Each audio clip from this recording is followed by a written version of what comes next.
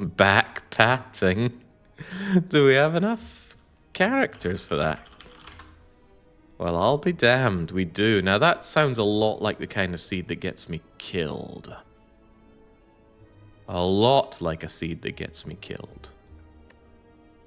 But even knowing it's a trap, we forge our way forward into it. There we go. This looks a lot nicer when it's not straight zeros. I would like to get to fixing that, but one has to play to fix that. And playing always means risking bringing them back down to 0. Alright, Nia, what do we offer? Or what do you offer, rather? You offer me a beloved common relic. I like common relic. Removing a strike, a little bit debatable right at the start. That doesn't achieve a whole lot, but a random common relic could be anything. It could even be useless, like that regal pillow. Well, that wouldn't be useless now, but it would certainly make it harder to pick coffee dripper. I don't tend to be interested in obtaining a curse, even for choosing a rare here. And as I said, I've gone off the boss swap on the Chad. I used to think boss swapping on the Chad was pretty good. But I have come to understand just how much this means. This means playing Offering for free. This means not taking 1 or 2 crappy common attack cards, because you know you can just power your way through things and use your Burning Blood to mend any damage that you've taken.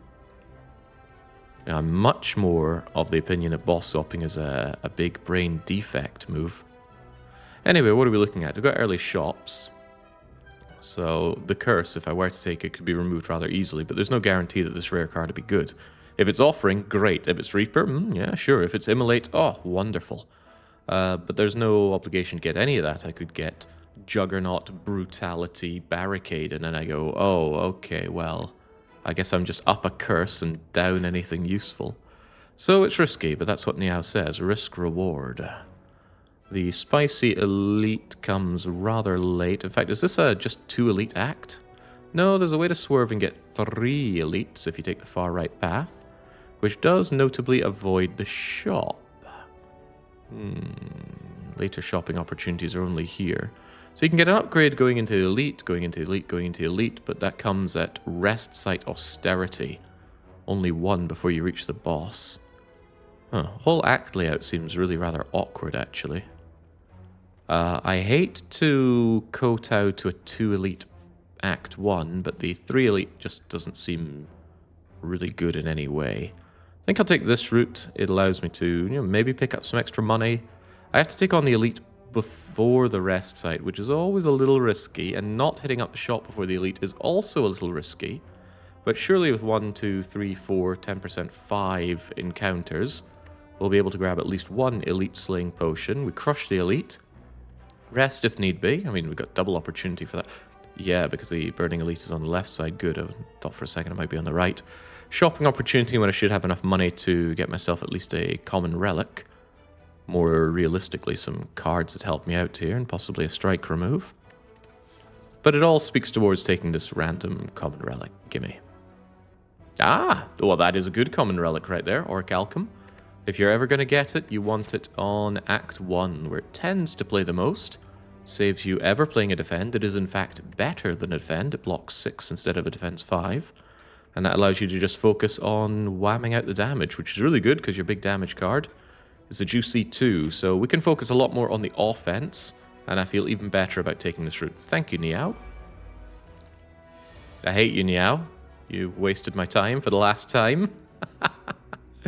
Okay, so double extremely aggressive lousy lice. Not very happy about that. Also, it's randomly chosen whether or not they're going to strike you for 6 or 8. They both go 8. They both attack. I can kill neither of them. I'm taking 10, and there's literally nothing I can do about it. Not even figuratively. Literally nothing. Well, that just stinks. Oh well. Take my punishment. May as well up the street counter already. Okay, if you say so. Alright, that lousy louse is dead. This one is not dead yet. Give it time. Aggressive freaking lice, man. They need to go. Glad I bashed the back one so I could take it out with ease, though. Recht. Well, good thing we have the Burning Blood. I'm going to need a couple of flawless encounters to get all my health back. I like that Hemokinesis. I like that 15 damage that we can chug out. It also opens some self-harm opportunities. Probably not Rupture. but something like Blood for Blood becomes a lot more takeable with Hemo in the deck. The rest of these don't really speak to me. My Act Boss is Slime Boss. Whilst Weakness is rather nice when the Slime Boss goes for Slime Crush, I'd just rather have the big chunky damage. And that has become our front runner for upgrade material, because it gets a staggering 5 bonus damage. You know, you expect bonus damage to be about 3, so 5 is very nice. And Carnage and Bludgeon, they get the big boosts. Am I still thinking it's Elite time? And the alternative is trade the Elite for Rest and get an earlier shop. But no, come on, things look fine. Even though there was no potion. Uh-oh. Okay. So this grotty little bastard has 4 curses in with his shuffled cards. And they don't have to be different curses. There could be 4 clumsies here. So as long as we don't click on a curse here, we're, in quotes, safe. Oh, Christ. Well, we got a 1 in 11 of this being a dramatically bad situation, at least. Oh, well, that's just a piss take right there. All right, but we are safe. Normality, shame. Bash. I do not want bash, so let's not get bash. Oh, and it's a good thing I double backed, because I would have ended up with 2 bashes. I certainly don't want that shame. I do not want Rupture, despite taking Hemokinesis. So let's not have Rupture. Is this good? Okay, I want Reaper. I have a 1 in 5 of getting Reaper. Come on. Ah. I wonder if that's truly random. I feel like I have never ever clicked on a rare card on one of the first ones. Maybe it's like Mario 3, where you can predict what's going to happen. Anyway, empty node, but better than taking Normality Shame, which is possible. It's possible to get both the curses, and there's nothing you can do about it. Alright, so it's the horrible... Oh, jeez, it is horrible. Well, taking 12, I guess. Well, no, not quite. Not quite taking 12. Taking 6. Not happy about it, of course, but that's Orichalcum doing its thing.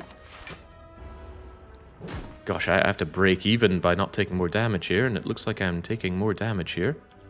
15 and 12 is 27, so I can't kill him, because he's a really nasty bugger. He low-rolled his health, but I still can't kill him. Taking another 2. Do I want to Hemo? I'd rather just kill him. At least here, 3 strikes will kill. Yeah, I would rather avoid taking 2 additional damage. Is that risky? Is that too risky? Bash Strike still kills him, and he's not weakening me. He's only giving me a slime. However, we're getting Defense Strike here. Hopefully not daft to avoid that. Anyway, taking chip damage here is just not acceptable. But it is, you know, literally nothing I can do about this. So far I've not been able to play the game at all. The game has removed all choices from me. Let's try and regain some choices, shall we? Uppercut is a choice, but then so is Anger. Orichalcum makes me bolder about taking 2-cost cards, because I don't need to focus on defend, at least early on. Quite like that Uppercut. Nice big chunky damage card, but Anger really can help out. Especially against Slime Boss. Slime Boss is going to try and flood my deck with slimes. Anger counteracts that. Anger did so much last run, yeah, so much that I removed it from the deck. Yeah, game stereotyping me here with rage and anger. Jake taking every chance to provide excuses for his poor decisions. Give me one decision that I've been able to make so far. Even one. Okay. Not liking these, because I'm tempted by both of them. Not tempted by Rage, of course. Rage would go alright with Anger, but of course I can't take both. Could have taken that Curse for a great card. But I didn't know what card it was, so it's not a decision. Okay.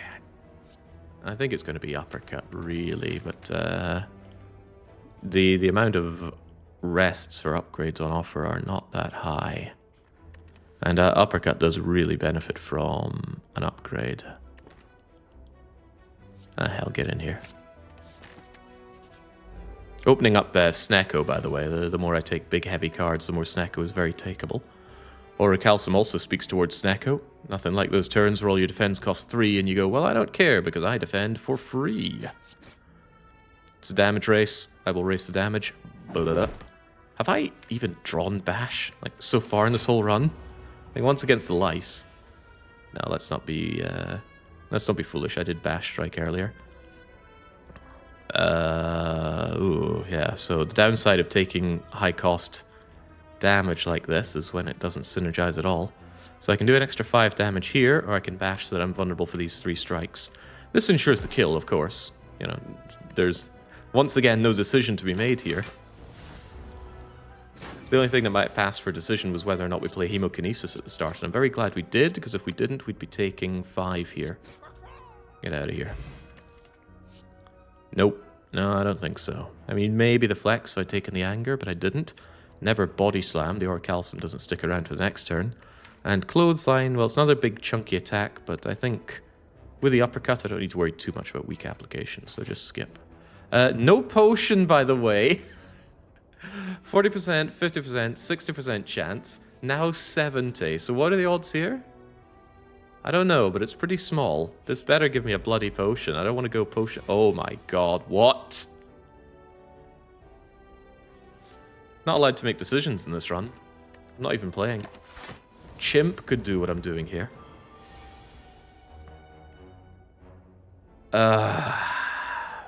Max rolls his bloody health as well. I don't want to sound like the game is in for me here today, but it certainly feels like it. Can I split him with uppercut hemo is what I'm getting at here. The problem, as it were, is that's a very undesirable split. Even if it does split. Of course, the alternative is bash hemo, but then he's not weakened and he's hitting me even harder. Fortunately, Frail does not affect Orichalcum, but I'm still taking far too much damage. Are you only playing Chad recently for some particular reason? I just feel really in tune with the Chad these days. I watched a lot of Chad runs, I thought a lot about Chad, and I'm becoming a lot more comfortable with Chad's cards, his synergies with relics. I'm feeling good about him, but I want to feel better, and I need experience for that. It's not that I've gone off the other characters, it's just that Chad has really risen in my eyes. That said, I will be playing as the other two most likely today. Right, I need to actually crunch some numbers here, right? And doing 13, you go down to 60. And then Hemo is going to do 22, bringing you down to 50, 40, 37, which is, of course, not a split. But if it's not a split, maybe that's not so bad, because next turn I can just focus attack, attack, attack, and split you not too badly. The alternative approach is, of course, bash Hemokinesis, but I take more damage, so nuts to that. Did I say 37? 38 is still just barely not the split, but at least 3 strikes is an okay split at 20. Not great. There's nothing great about this run so far. It's been pretty bloody awful. I do get, of course, an interesting quandary. He's splitting, for sure. But a split at 20 is really awkward. Because uppercut strike, well, that does kill. If those two draw, of course, we could get Bumpkus on our draw. I think I'm willing to take another 2 to make this a lot more comfortable. Now 2 strikes will kill. But it was foolish of me because they weren't attacking anyway. Well, at least I got to make a decision. So I took 2 damage for maybe no reason. This turn could have been a lot uglier. I mean, I would have killed the back one, but this guy would have had a lot more health. So I would have been taking 4 here. Good decisions made. Finally, a potion. Oh, wow. Ah, geez. Difficult choices. Impossible choices. Pommel Strike or Power Through? I think it's Power Through. We already have. Well, Orichalcum says, come on, I can be your block buddy all day. But Power Through is good. You know, for those times that 6 block just doesn't cut the mustard. Opens up Second Wind, Evolve, maybe even Fire Breathing. I was thinking about this last night when I was laying in bed. You know, the word Fire Breathing was just in my head. And I said, you know, you have to admit, Where's my draw tool? There we go. You have to admit, when it comes to defeating Slime Boss, there are many solutions. And you're delusional if you don't consider fire breathing to be one of those solutions. I don't think I've ever made fire breathing work for me in A20, but currently I think Slime Boss is mopping the floor with me. Power through. It's a good card. Alright, what am I even hoping for? I have no setup, so Lagavulin's a bit of an awkward situation. Although Orichalcum almost always plays against Lagavulin, I'm still taking a lot of damage against him. The Gremlinob is probably one of the better encounters as long as I get to, uppercut Hemo or bash into more damage. Just don't draw uppercut and bash together at the same turn and draw one of them early, and life is relatively good. And then that leaves sentries, and the sentries are awkward, but the Orichalcum plays heavily there. So the odds are on our side. Alright, well, there's definitely going to be chip damage going on here, but I am born ready for that.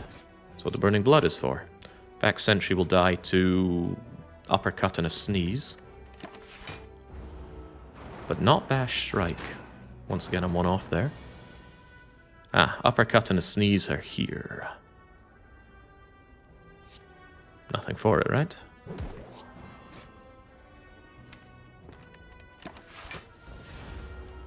I don't think it's Jake's style of mod. Has anyone tried the Downfall mod? So I've seen some playing of Downfall. Didn't really appeal to me, though. For the first time in forever, strikes get played.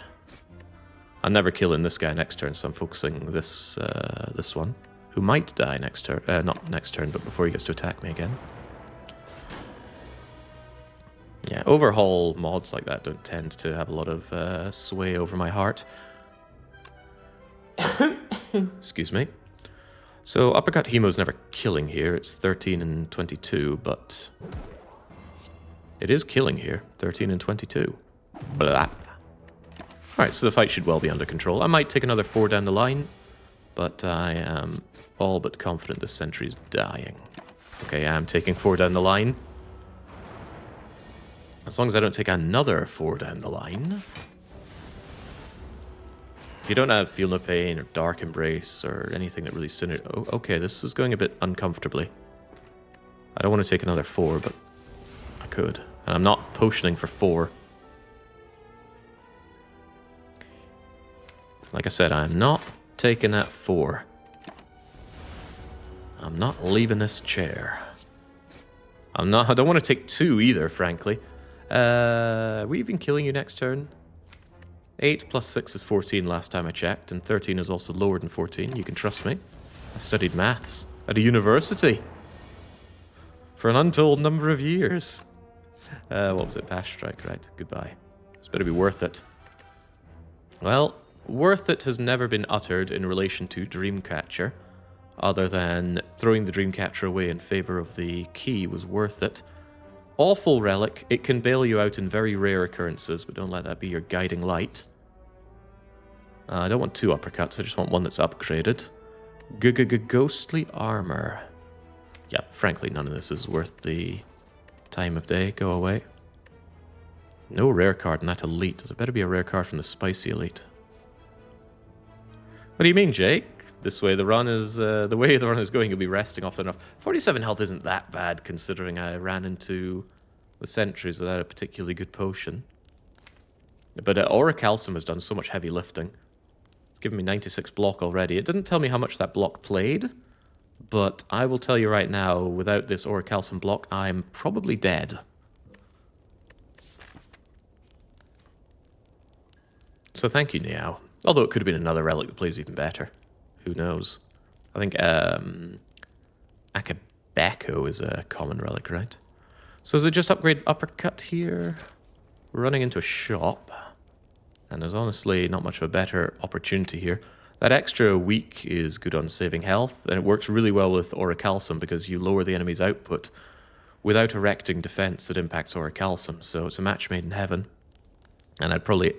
Assuming no better cards come my way, I upgrade Hemokinesis on the next bonfire, so that if I don't have any other solution to Slime Boss, at least I can Shoryuken and Hadoken him to death. Alright, glad I understand where I'm sitting right now. Also plays really well if it's a spicy knob. I'll need that extra vulnerability. 175, so there's no shop relic you can offer me, which I cannot afford. Oh, wow. I've never felt so poor. I'm a pauper. He's got Fiendfire, he's got Battle Trance, he's got Frozen Eye, he's got Vajra, card remove is there, the potions are good. He's got the Dark Shackles, not necessarily a Slime Boss Slayer, but at the very least, this is a block 15 card. Because Dark Shackles does not inhibit Orichalcum, it costs nothing. Holy heck, that's a good card. And normally I'm not tripping myself salvating over Dark Shackles, but it exhausts, that's another word that Ironclad loves. And the fact that it lowers enemy output without impacting your Orichalcum is just a chef's kiss moment. Problem is he offers me a lot of great things. You know, strength is always welcome, even if I don't really have strength payoff. Knowing my draw order all of the time is very, very powerful. I don't like it, though. It changes the way you play the game in an unpleasant way. I remember he told you stories of university time, but I don't remember him taking money from his friends. He had a nickname, Jacka Moneybags. It probably wasn't as flattering as I took it to be. This is difficult. I want so many things, and they're all mutually exclusive. I am 2 pennies off getting Battle Trance and Dark Shackles. Fiendfire goes with nothing. These relics go with nothing. Bearing in mind there are 5 things I'm interested in here. Battle Trance, Fiendfire, Dark Shackles, Vajra, and Frozen. I suppose I'm also interested in card remove, which would go together with Dark Shackles or Battle Trance. Forgive me for taking a while thinking about this. There's a lot to think about. I've got 1 upgrade, 1 combat, 1 unknown, which is 20% chance of a combat. Before else spicy. Spicy is 50% luggy, 50% gremlinob. Battle Trance is like a removal. Yeah, and if I get Battle Trance with a removal, then it makes it a lot easier to do power through second wind things, you know, assuming second wind is right around the corner. It weakens Pandora's Box, which is currently exceptionally strong. With Orichalcum, defends are absolutely gash. And every remove you do makes Pandora's Box, well, less good. Because you want, in an ideal world, you transform all of your starter cards, but that doesn't mean going into the end boss with all your starter cards. Yeah, ho-ho yourself. I think I'm taking that Battle Trance.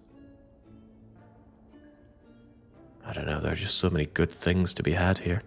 I always have to consider this Spicy Elite. At least I know it's not the Sentries, so Artifact won't be a concern.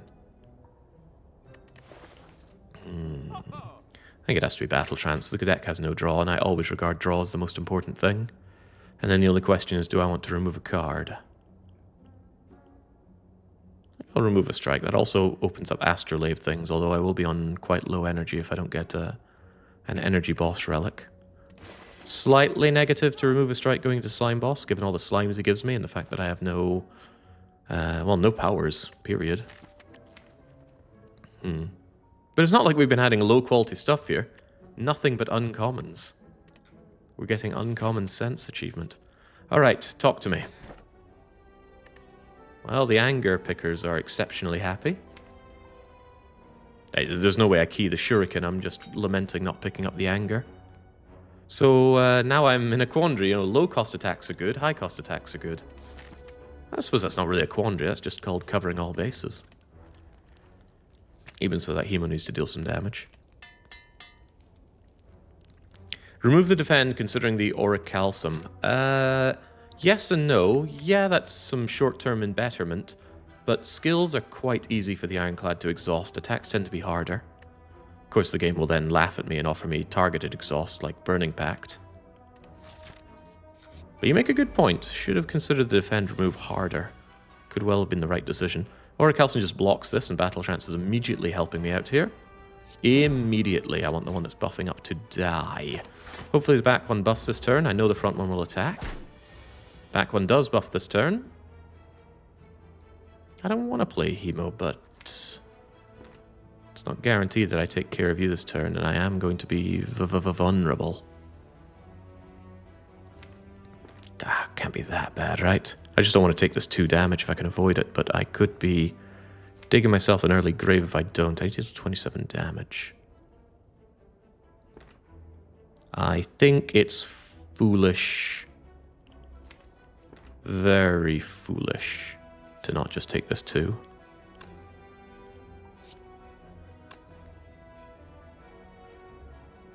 Yeah. The whack. Could have done that either way. Certainly the extra damage would have been good on Fungal Beast here. But I wanted him weakened just in case something went incredibly wrong here. And that is not incredibly wrong. Time for you to freaking die. Take 2, gain 6. So here's another card that I didn't really bring up during my last run, when I was desperate for ways to exhaust cards. Havoc does do that. Without Frozen Eye, it's a dangerous card, and of course we just passed up Frozen Eye.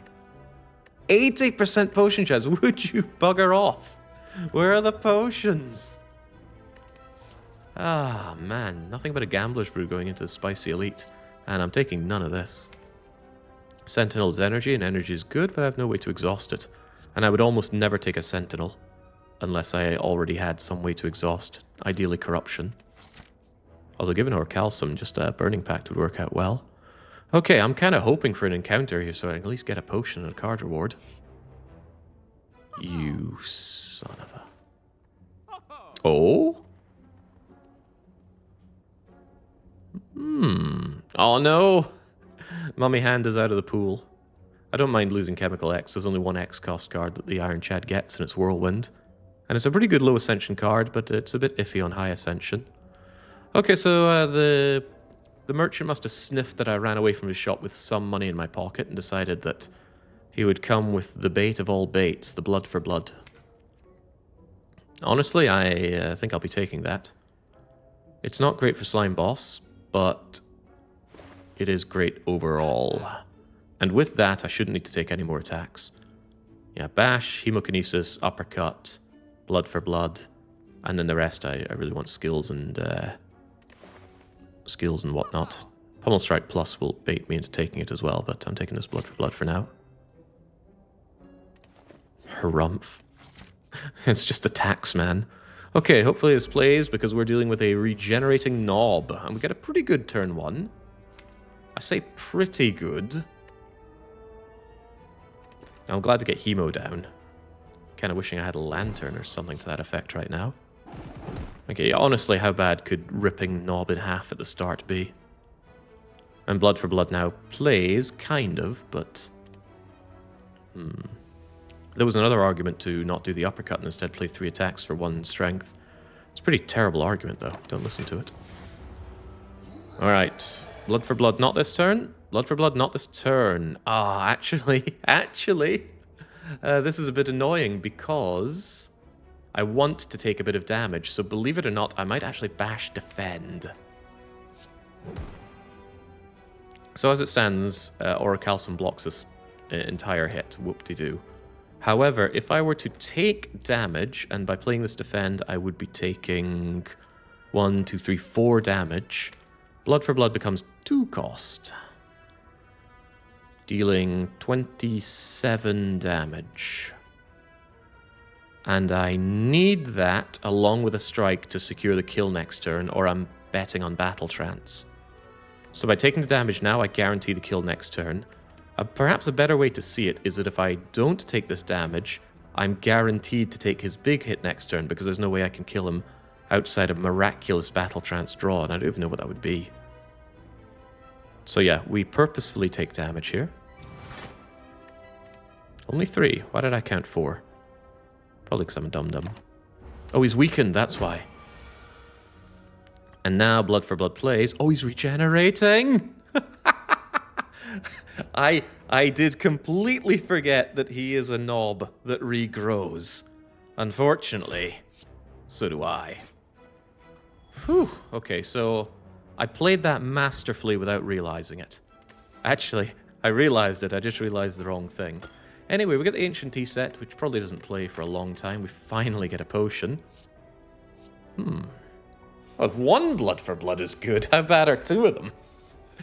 And there's that Sever Soul for getting rid of my crappy defense, but I hate Sever Soul. 2 energy for 16 damage is really rather lackluster. It does get rid of slimes, though. But I have no exhaust synergy. I mean, come on.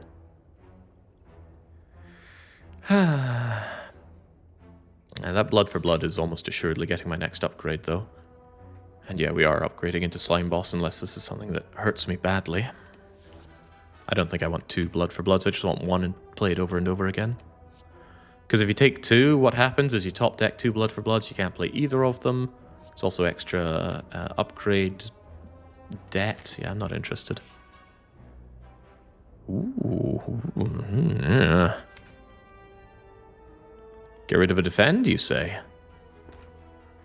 We were talking about that. The thing is, I remove the defend, I lose 7 hit points, or I can get the money enough to do removes anyway. I actually think I'm better without defends. I need to focus all-out attack here.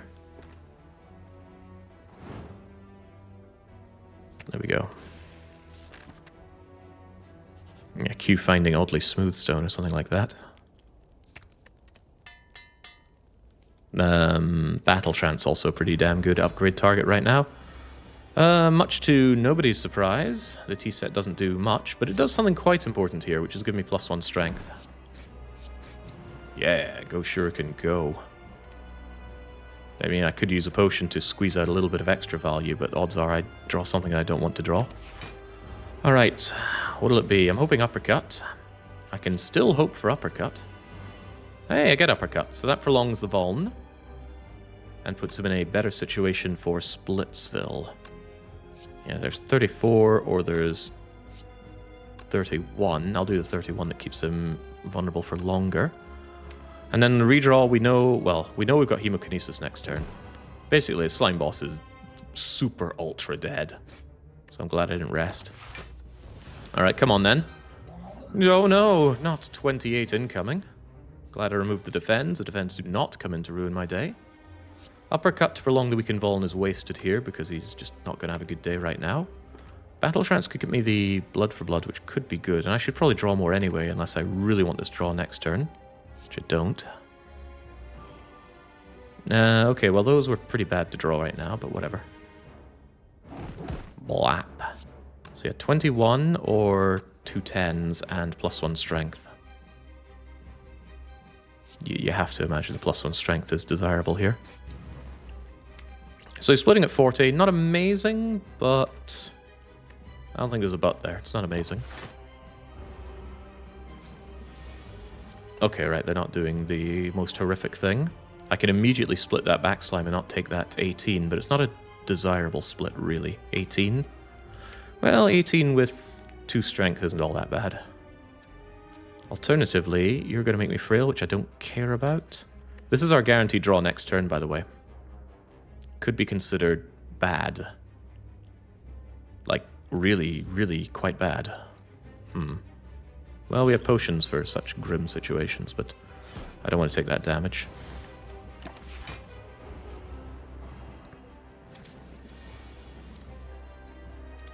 Yeah, so about not wanting to take that damage. 8 and 8 will not suffice here. Do I brew this away? Or do I pot swiftly? Pot swiftly gets me 3 of these. Odds are pretty good I could just massacre that. I don't mind taking 12 off of you that badly. Let's go swiftly. Also gets the slimes out of here. Oh, well, why pot when you can draw even more swiftly? Well, power through's here to help out if I so desire. Think a little bit about this one. Takes 3 strikes to take care of you. And you should die. That's better than power throughing considerably. Just a little shy on other things. Yeah, it also gives me extra strength. When has extra strength ever been bad? Our draw includes blood for blood coming in at 1 cost and hemo. Yeah, we've won here. No need to further consider. Didn't want to go all the way down on my health.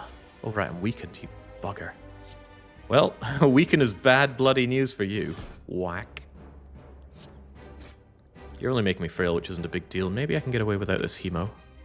I know I've got uppercut coming in, so I feel good about it. Use the boost to chase. Good times. Alright, cost me a potion, but did it? Oh, life is good.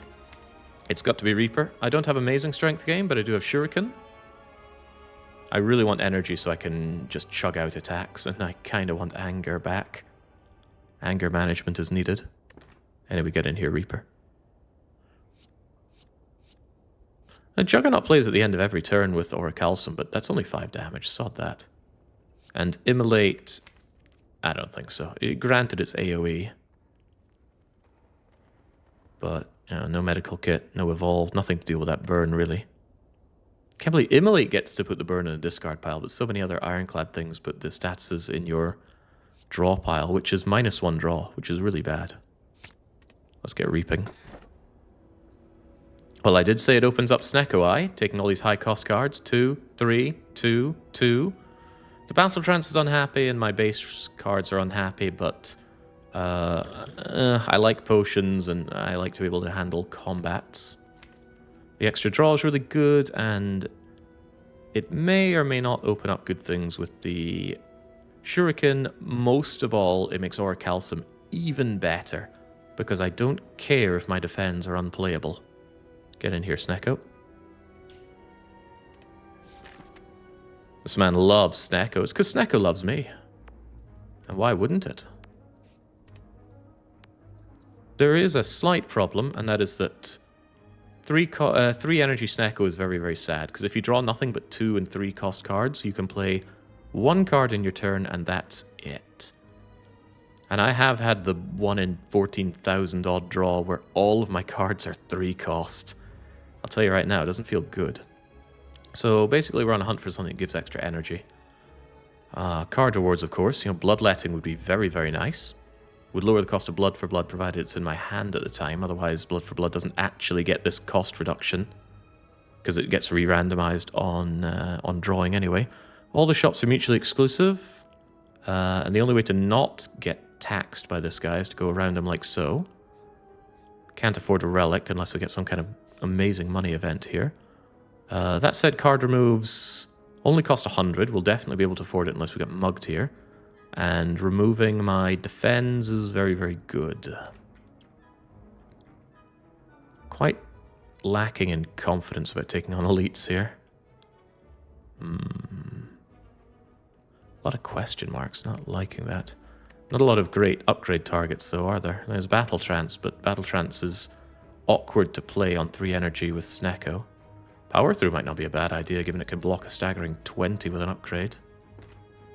There's a 4 elite path. There is indeed a 4 elite path. Do I think I can take it? I'm quite certain that I cannot. I do think getting rid of my defense is a really good play here, so I might go here. Oh, that's a lot of advanced fights. Ugh. And wait, where are all the rest sites on that route? Where are all the rest sites in general? At best, you're getting 2 before the end. And if you're taking the left path, no, I think I see something here. No, I'm not. God, this is grim. No, grim act layout. With Corruption Snecko's possibility strikes feel better to get rid of. Well, I'd need to find Corruption first. If it's on sale, I could afford it in the shop. That's worth thinking. But that's a big if. You know, very small chance that it's already Corruption as the power on sale. And it has to be reduced in price by 50%. It's already asking a lot of things that we might not be able to get. I really don't like this layout because there's no way to get good amounts of rests and elites. Even 2 elites. You know, there's a 1 rest until the end path here. At least our opponent is Chump. As I mentioned before, Chump dies to any form of scaling. Shuriken doesn't really count for that, unfortunately, because I cannot predictably scale that up. If I never draw 3 affordable attacks in a turn, I'll never get my scaling, and the scaling is only +1 strength. Cultist Potion gave me that, but it gave me that every turn without question. So does that mean we buy a Cultist Potion if we see it? Oh, perish the thought. I almost apologize for taking my time over this decision. It's pretty big.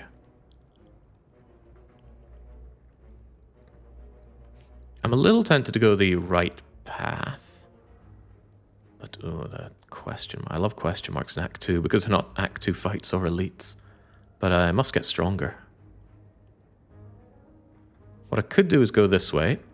Probably avoid this elite unless I'm feeling super juiced up here. And then I can take on 2 elites. And at this point decide if I want the 3rd one or not. That means no rest site all the way till that point. Sure, let's see how it goes. At least I have 2 reasonable potions. I'm getting mugged immediately. Which does not feel good.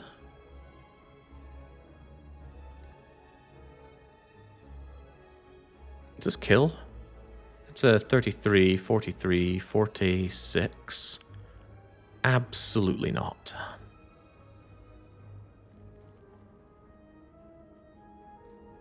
So I'm just tanking a lot of damage here because it feels good to do so. Well, I suppose that's exactly what's happening. Yeah, life could be worse somehow. I'm laughing on the inside, but I'm crying outside. Thank you, Orcalsum, and thank you, Weakness, and thank you, I suppose, Blood for Blood if I ever get you on the redraw. Reaper does immediately heal me, but there's nothing else I can do this turn. Sure. Playing the defend is foolhardy, or Calcum blocks for more. Snecko life. Right, he's trying to run away, so I need to kill him. That's going to prove difficult with a draw like this. We know we draw this next turn, so there's a reasonable chance we kill him. So let's just go for the blood for blood now. And open up to die. See, that's been 3 turns and no shuriken proc. Well, at least Bash is free. And if Bash is free, me killing you is free. Get out of here. Alright, not bad. Get my gold back, get some bonus gold. Energy Potion could play in a big way. Probably more than Swift Potion, all things considered. So, bye-bye Swift. Hello Energy.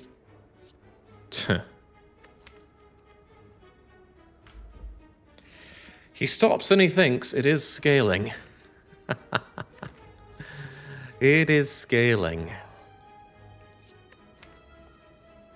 Currently, it is only activated by Hemokinesis. Could Blue Candle Curse, could get Bloodletting, could get a lot of things, but Rupture is so bad. Upgrades are at austerity levels here. Unless I get to the point where, you know, 3 upgrades is going to mean a lot more to me than any number of elite fighting. And the shop's right here. It could offer me Bloodletting, which would make Rupture almost play. And I do have the Reaper for strength payoff. Surely you'll get better scaling. That's true. There's a good chance I could get better scaling. But Rupture is here and now, and as much as I hate this card... Oh, come on, there's no way, right? No way. Believe in better options. Yeah, we are going shopping because I could do with a better card or 2. Oh, right, Second Wind. Snecko power through Second Wind gets very awkward very fast. But I'm okay with that. Anger is back, but it no longer has all of its benefits courtesy of Snecko. It's got to be Second Wind. Would have liked that Metallicize. It works really well with Orcalsum. Block 9 every turn, but I have to believe it'll be back.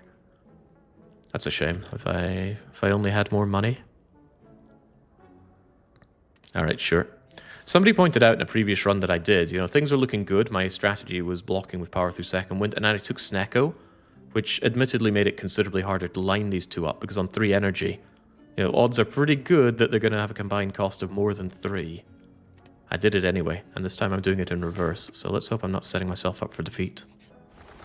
We have a one-time get out of jail free card. But only once. Holy crap, look at them all go. Oracle can block 1, Uppercut can block another. Killing one of them could block yet another. Also Second Wind blocks even more and it's free. I'm almost tempted to Battle Trance, but I can't Battle Trance and Uppercut. It's just that Battle Trance could give me considerably more block and more things to get rid of.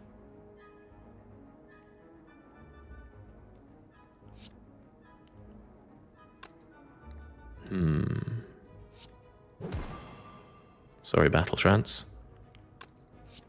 But the prospect of killing a bird is quite tempting. I couldn't take one of these out, could I? I'm looking at, what's that, 11 and 3 is 14. 24 is not it. Plus I get... Oh, hold on. There's strength gain to be had here. Not that that's going to make much odds here. And yeah, it's better not to play second wind than play... Well, we'll get rid of Battle Trance block for 10. That might not be too bad. Now, what am I looking at? 4 and 15?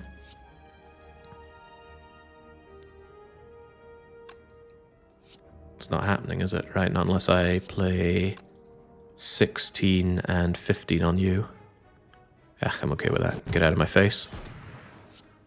Become strong. And yeah, goodbye Battle Trance. Thanks for the block. Taking all this damage now does not really impact blood for blooding. I'm starting to think more and more that Snecko Eye was a poor choice here. I know I love Snecko, and Snecko very often works for me, but this might not be one of those days. Bash you. In fact, I can just floor you, can't I? Yeah, I like flooring you. Glug. No need to power through, no need to even defend. You feeling okay, Jake? Yeah, I know, Jake. Casting aspersions towards the Snecko Eye. What could it mean? Well, it means bad things for this bird. Thwack, thwack, thwack. Wait. Damn you, Bash. How dare you come in at disagreeably high cost. It's alright, the match is over. And actually, a half-decent Reaper, which is not easy to do against birds. You're not allowed to fly. You're not allowed to live. Alright, pretty good fight. Pretty good potion. That's block 10 every single turn. This is not what I'm looking for. I have to give real consideration to that Essence of Steel. Blocking 10 every turn is pretty big. But Energy Potion bails me out, and so does Gambler's Brew, and I'd rather have potions that bail me out of severely bad Snecko situations than just make a fight overall smoother. So sorry. Please, Jake, just a few months ago, if asked to take Power Through or Second Wind, would question your sanity. Now look at him, he's learning just slowly. What? When have I not been a Power Through Second Wind enjoyer? Probably true. Also, a couple months ago, I wasn't playing Slay the Spire. Not to my knowledge, at least. So this is one of those, ew, bad Snecko moments. I think I'm going to play that. I'm going to play a bad Reaper just to increment my my Shuriken here. Looks like a bad draw so far. Let me think. You gain 3 Metallicize, so the Reaper is probably better just to play here. Get my 4 health. Oh, well, it doesn't really matter. I'm not injured. In that case, maximize damage. Whack. Smack. And then this will do just enough to fully heal me. But it's the strength gain I was interested in. This snake plant is a big deal. He weakens me, he frails me, my Orocalcum doesn't care too much, my Second Wind cares even less. Oh wait, no, Second Wind just blocks for... 9. Nothing really good to draw here. Well, it's cost dependent. I'll spend 1 on it. Ah, well, Hemo, thank you. Hemo makes Blood for Blood playable, which is kind of hilarious. And I like hilarity. The whack. I think we're out of here. I thought we were out of here. So close and yet so far, huh?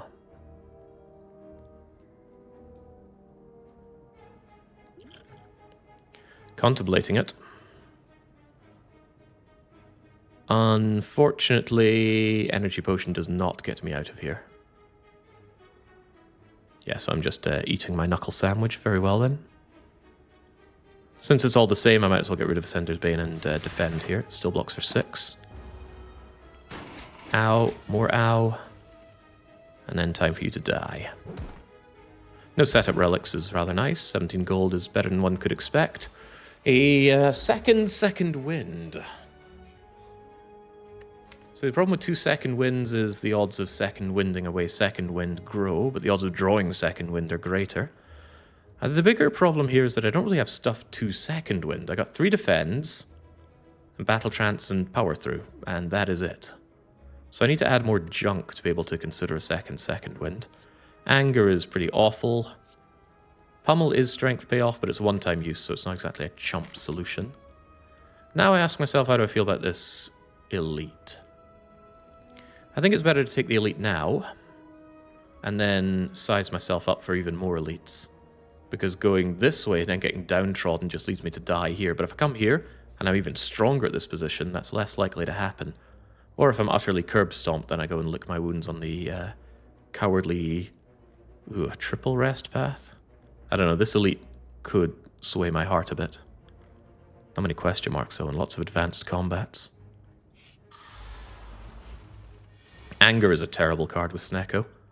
All it does is 6 damage at random cost, so it's just a strike, a self-replicating strike. How often do you want that? How often do you want a hand like this? Not often. Battle trance, I require better. 0 cost blood for blood is hard to say no to, though. Yeah, no weaken opportunities here. Thwack. Thwack. Gain some strength, take some hitting. Hopefully Reaper it all back. With my strength. You'll be focused on healing, because you always heal if Centurion or yourself are missing 20 hit points. Do you group heal? Yeah, party heal. Party heal 21? I thought it was just 20. What is this hand? 3 cost? I could just power through second wind, and that would not be all that bad. Get rid of garbage if nothing else. And I would full block, right? 1, 2, 3... No, it's only 15. Still better than... Oh, right, of course, the power through itself blocks. Don't know how I managed to forget that, but I did. But it's not advancing the fight, quite the opposite, because you're 20 healing. Ah, but now I get the last laugh. And you know what they say, he who laughs last, laughs longest. I could actually hemo blood for blood, strike and battle trance. High chance that I kill the Centurion though. I'm very interested in grabbing Reaper back. To that extent, I will actually battle trance already. And there's my Reaper, with a way to add vulnerable to the mix. Well, that's just gorgeous. Feeling thirsty. But I would like to do so with extra strength, please. Don't want to kill you, and this kills you. Does that mean I don't kill you, or... Since there's nothing else to actually play, here's what I do. I get my strength, I get reaping, then I kill you, and life is good. Alright, that Reaper is doing some very, very heavy lifting. Orichalcum will deal with chip damage, but it won't deal with big boy hits. I'm free to hemo because I'm only 3 health down, and I know I'll be getting my health back anyway, so just eat it, Mystic. She buffs up, but too bad.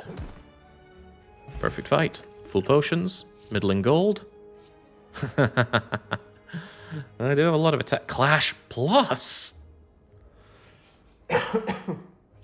Okay, it's never Clash plus with Snecko. The 0 cost with this and my severe lack of anything that isn't an attack would make this quite agreeable if I didn't have Snecko. I say quite, I mean, it's still pretty bad in a lot of ways. It gets destroyed in a lot of different circumstances. But, you know, it could work. But it won't. Thundercrap is pretty bad at 1 cost, so at random cost it's pretty bloody awful. Running out of time to find a champ solution, by the way. I need scaling, or a cultist potion. Just something to kill champ, and none of these are the answer. I haven't even used my dream catcher. I haven't needed to rest. That might change right now, though. Oh god, it's the Book of Glasgow. So I need a lot of output, and I need it fast. I'm not afraid to potion, maybe even double potion against this Joker. I need better cards than this, though. Okay, uppercut's a great start. Uppercut blood for blood is just straight up very agreeable damage. And that ensures some extra strength. And I block one of the wounds he's giving me. So the wounds go into my discarded draw.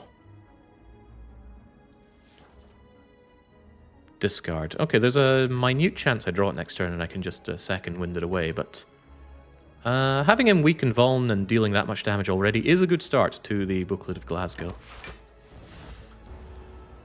I need him to Glasgow away before this fight goes on for 4 or 5 turns and just ends me. Anyway, Bash, Strike, Hemo is already there to make my life better. I cannot power through second wind if I do the Hemo. Is that a big deal?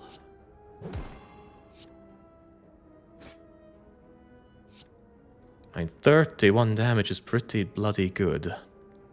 But not taking 15 damage and getting another 2 wounds is also pretty bloody good, especially since we already got power through second wind. I could just power through second wind, take no point of damage, get rid of a defend.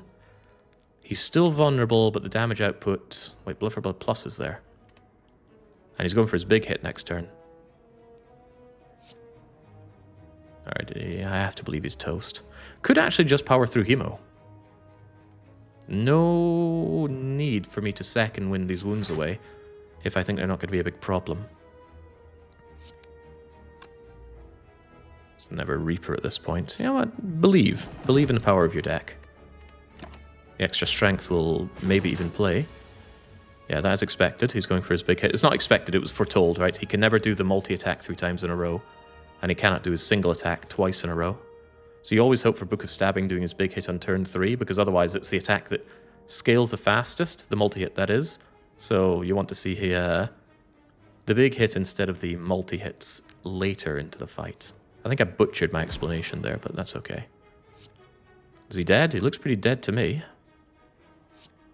12 and 36. You know, my counting isn't the best, but I have to believe that that was a flawless fight. Full health, max potions, middling gold, absolute dog wash of a relic, Darkstone Periat.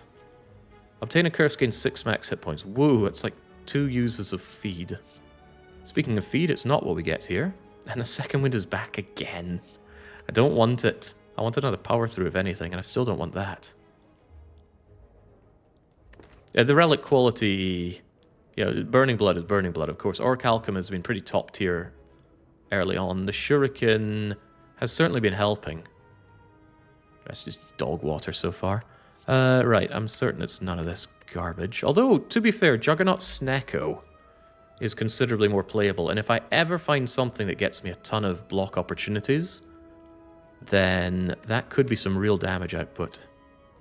It turns power through second wind into something that actually does damage. Orichalcum does a bit of damage, or chip damage every turn. But it's unpredictable, it can clash with stalling opportunities to use Reaper. It's a bit of a brick. Yeah, the randomized cost does make Juggernaut considerably nicer, but if I don't have Feel No Pain, what does this even do? Not a lot of damage. Whereas I actually do have big chunky damage opportunities with uppercutting, blood for blooding, Hemo plus. You know, what I want is my deck to be small so that my routine is just Shoryuken, Hadoken. I don't actually know the spinning bird kick that Ryu does, but I'm sure he says something loud. Nah, keep the deck lean, don't add junk. Although, you know, with every moment I don't add something that can kill Champ, Champ looms. Oh. Aggressive marketing. Go away. So he's here to offer these amazing relics that I cannot afford and therefore will never see for the rest of the run. Horned Cleat is amazing. Lizard Tail is amazing. Medical Kit I have like 100% win rate with.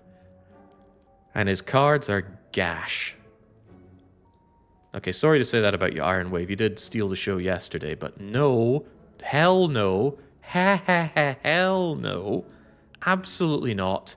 No way, I've already beaten Slime Boss. Unaffordable, and Mayhem is awful anyway, and Blind, I've already got Uppercut, which is a lot better. The 0 cost is meaningless with Snecko. And the potions don't really do anything, so what is this, a card remove?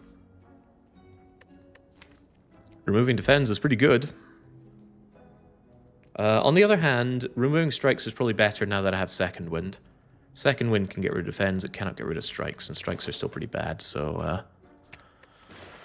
Okay, right. Maybe the Amazon drone can leave me alone for 2 floors as I make my decision here. I'm not actually needing a lot of upgrades here. I want to upgrade Battle Trance, and that's it. Maybe Power Through, but that's a big maybe. Do I have enough delusional belief that I can take care of the next 2 elites, with it being very obviously clear that one of them is going to be Slaver? It's 50% chance Slaver here, the other 50 is Gremlin Bleeder with no area of effect damage. And then there's no resting as I go into the other one. The alternative is I call Canny, I get that upgrade to Blood for Blood, then I take on you. I also get the relic before the elite. You got full hit points. Yeah, I think I have to take the elites. I'm just not strong enough. I really need a good card, actually. Of course, we just got offered a rare card, which was Juggernaut again, which we never really want. Offering is what I'm really after, but I would really accept Blood for Blood. Preferably Blood for Blood. Not Blood for Blood, the other one. Bloodletting. I need energy, right? Let's go. It's a Gremlin Bleeder and her entourage. Sneaky Gremlin and Mad Gremlin. I don't mind Mad Gremlin, I always block him with Orichalcum. And it might seem pretty bad that the Gremlin Leader is hurting me here on turn 1, but it's not as bad as it might sound. Yeah, it's pretty bad, but it means she doesn't immediately buff and then smack me for 11/3 on turn 2. On the other hand, it looks like I'm eating this because my Snecko roll has been not good. And Battle Trance means I'm unable to do Uppercut Hemo, so I could Battle Trance and then Brick. And I could Brick pretty badly. Second Wind would not be so Brick City, but I'm only drawing 3 of these cards. And we have Energy Potion as a get-out-of-jail-free card here. Also, Blood for Blood would immediately kill either of these little gremlin buggers, almost forcing her to do better things next turn. So I say we Battle Trance. There is the opportunity to Gambler Brew, but what about a gamble away? I actually wouldn't mind just getting rid of the defense if I draw Second Wind, even at high cost here. So we're going to treat the Energy Potion as our get-out-of-jail-free card. Ha ha ha! 0 cost Blood for Blood. Yeah, that's rather nice. Can't Bash Strike you, unfortunately, but I wonder if I could Bash Reaper you to death. That's 8 and 6. That kills you. That's pretty good. I mean, I'm eating 12 damage here, but killing her minions seems good. And it's 3 attacks, so I get my strength boost as well. So it's a bit of a shame to waste the Reaper. It's a big shame to waste the Reaper, but I want the strength. Yeah, it's got to be good, right? Got to be good. Blah, yourself. Alright, so we gain a bit of strength. We take 12 here. This is uninspiring, but let's keep moving. Didn't use a potion either. Alright, as expected, you resummon. Oh, wow. Game is giving me some nice things here. I mean, this is awful, right? This is exactly what that guy... I think it's Yugoslav nostalgia. Very often says hurtful things on the YouTube comments, but I read every single one and try to see the positive. Anyway, smack, smack. Let's be generous and play the higher cost one.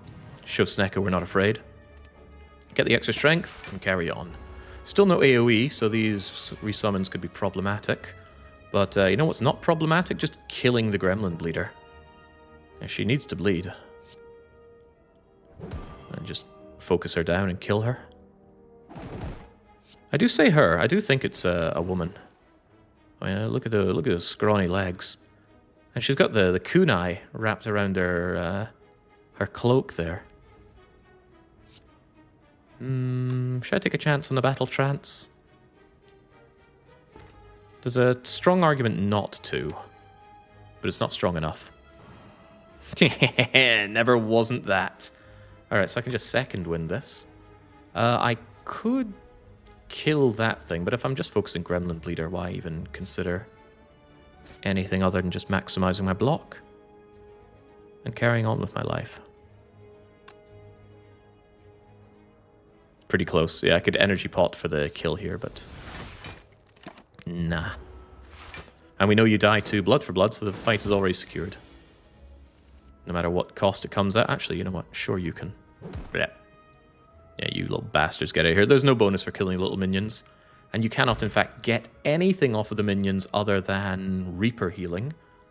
Because they have the minion tag, that means you cannot hand of greed them, you cannot feed on them. Oh, well. If things start looking really bad, we have 12 hit points at the end of each combat. I don't want Battle Trance 2.0 here, I just want my existing Battle Trance upgraded. Intimidate does not really do much. It does kind of play with Orichalcum. Again, it reduces the enemy's output without me needing to block, but it's not going to be guaranteed 0 cost. It's only 1 turn, it's not upgraded. We're just not getting good quality cards in Act 2. What have we added in Act 2, by the way? This. And that's it. It's not like we've been that fussy on the cards. We've just been offered Bump Kiss. I need energy, and I wouldn't mind some targeted exhaust. Oh well, let's keep moving. Small chests. Ooh. I did describe exactly this. The blue candle on Ascender's Bane can be used to hurt myself and make Blood for Blood cheaper if they draw on the same hand. With 15 cards in my entire deck and drawing 7 at least per turn, that's quite likely to happen. So this blue candle is ostensibly some energy. It also opens up just taking curses if they're not harmful. Because, okay, I lose 1 hit point, yeah, big whoop. I get 6 max hit points, and I can make Blood for Blood cheaper. And Blood for Blood is pretty much my damage solution right now. So in a very, very rare case, I'm not going to key the candle. Yeah, the cursed combo. It truly is dire straits when Jake's praising the blue candle. It's certainly not good straits, but I only have to take on 1 more elite, and then we're at the Sanctitude of the Rest site. Could be a rematch with Pamphlet of Glasgow, who I'll admit I had a lucky draw against last time. Or it could be them. The Slavers are here, and the draw order is not so generous. However, Blue Candle plays immediately. Ascender's Bane makes Blood for Blood playable, meaning I can freely Battle Trance and still Blood for Blood. Don't really know what I'm Battle Trancing here. Or Battle Trancing for, rather. A low-cost uppercut to maximize Blood for Blood value on Slaver. Not afraid of double potioning here. This fight is terrifying. As you can see, they're already eyeing me up to deal more than half of my health. So the meat on the bone could be coming in pretty soon. Well, that is just buggery.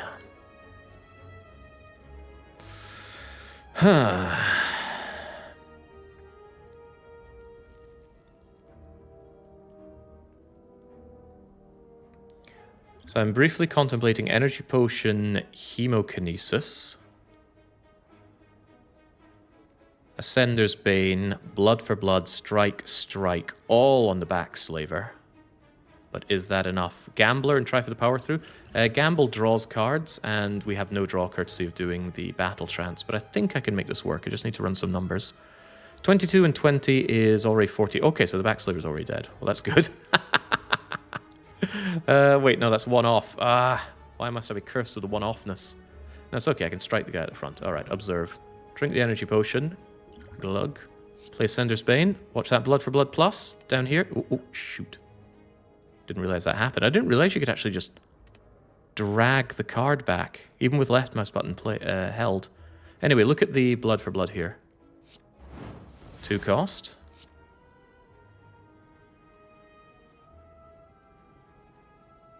I am going to be 1 off, aren't I?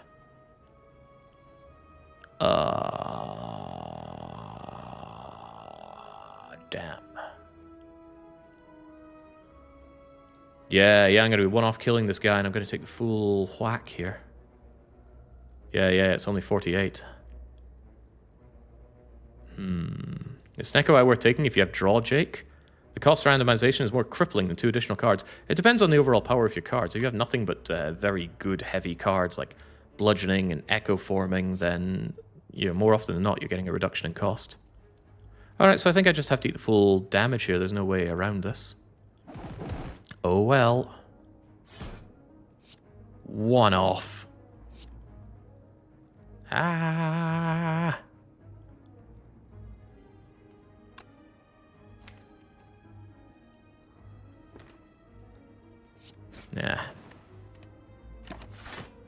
Okay, well, meat on the bone, time to shine.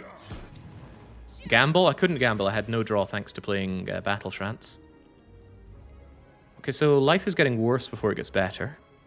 Like a lot worse. At least uppercut is zero cost, but it's still unpleasant. I think I uppercut the front loser. And then I just strike and second wind? Like I should have power through, but it does block a bit better. I'm not too afraid of the wounds because of second wind, but I should be a little bit afraid of them. Yeah, at least I have the 7 strength to kill you. This is why I didn't strike him, by the way, last turn. You might have thought, why not put the strike on him? The strike would have been wasted damage because I'm already getting my strength. I knew a single strike would kill him. And it was a reasonable assertion that I'd be able to play a strike in addition to something else this turn. And I do, just not by much. And then second wind blocks for 10, and I take 4. Bye-bye power through. Well, that meat of mine is getting a workout today. Hate being weakened in this fight, but weakened I am. Can do Hemo Blood for Blood. 23, 25. Alternatively, 7 and 25 kills. And I end up taking another 3 off of you, which is unpleasant. What's the alternative here? Hemo and Strike is 7 and 23, which is 1 off. Getting a running theme here. It's not worth being 1 off, though, is it? Just Blood for Blood and Strike him.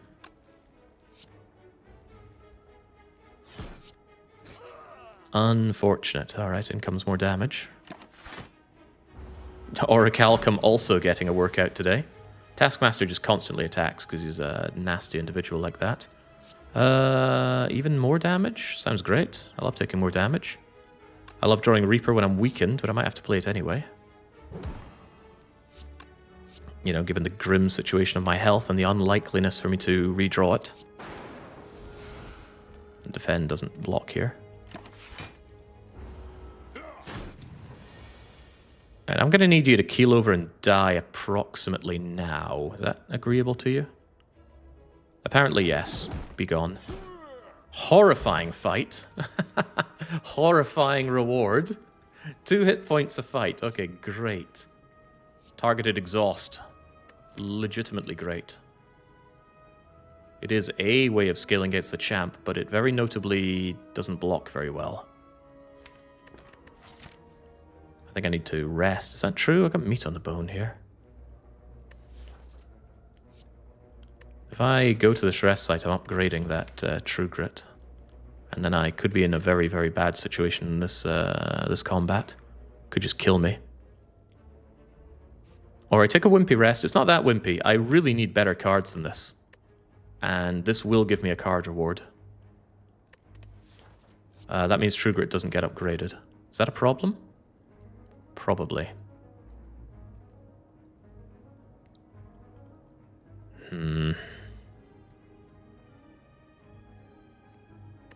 Yeah, the cage game is finished, Baron. Yeah, take the True Grit. The deck is really lean, and if I find some payoff for going infinite, which I can't really, I have no active draw, then life could be good, and I like good lives. But yeah, I think I'm resting here. I need a card reward that doesn't blow. Son of a... Yeah, there's no way, right? It's none of this gash. Armaments runs contrary to Orichalcum. We just got True Grit, and Whirlwind doesn't do anything. Grim. Is there a Snecko infinite? Yeah, good point, but you don't have to be infinite, just infinite enough. It's not the Slavers, we got that going for us.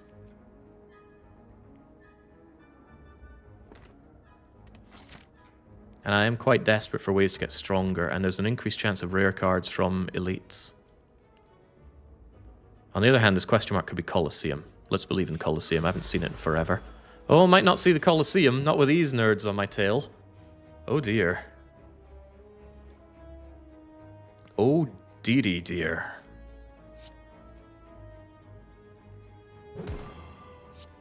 Can't even get some strength gain on turn 1.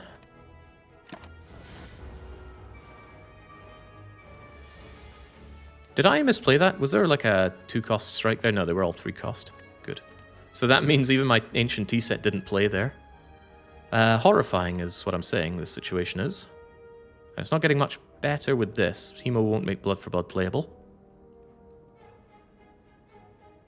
I can power through Second Wind for block, but you don't win this fight by blocking. You win it by killing the... one-off, by the way. You win it by killing these freaks. That's not one-off.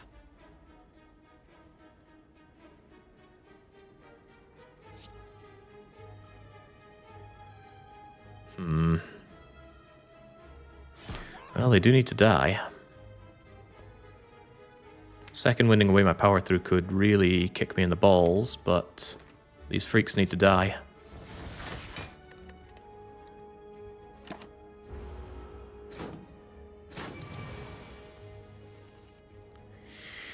Yeah, I thought you'd be back, Second Wind.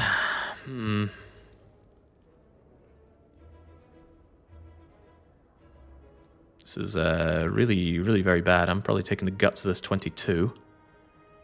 On the plus side, I can bash, uppercut, strike. It's not enough damage, but it's some damage. One could also bash, strike, blood for blood, which might be more damage. That's 8, 9, and 33. 8 and 9 is 17, 33. Okay, so that's 60. Huh? Let me try again. I might have been way off with that. 8 and 9 is 16. And 33 is 40. That's 50. I'm 3 off there. Scottish maths power. That uppercut being 2 cost remains problematic. I could always Gambler's Brew, but I'm not keen on just throwing potions away here. 8 and 9 is 16? Surely not. Okay, 8 and 9 is 17. And 33 is 50. Could Gambler's Brew for something that gets me there, and there's a good chance for it. 0-cost Reaper would actually be welcome right now, so we ditch Defend, Battle Trance, Second Wind. And maybe the 2-cost Uppercut. Probably the 2-cost Uppercut. Yeah, this fight needs to go to better places. It's probably going to give me a reward anyway. It's not good. Yeah, nothing drew at a particularly great cost here. Then again, it does secure the kill with some hemokinesing, and hemo makes the blood for blood more playable, so let's not knock it too badly.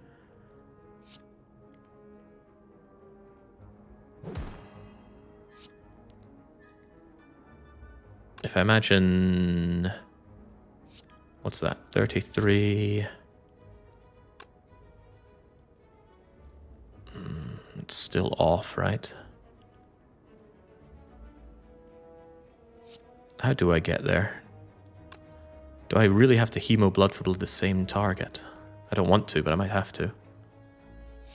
Hemo strike doesn't get there, and hemoing somebody else also doesn't get me there. Yeah, I know hemoing reduces the cost of the blood for blood, which is what I'm looking at, but I would like to kill it with blood for blood strikes. Unfortunately, that's 3 cost even with hemo, and the hemo would bring it up to 4 cost, so it's all pretty bad, and I'm still taking this hit, so too bad for me. Whack.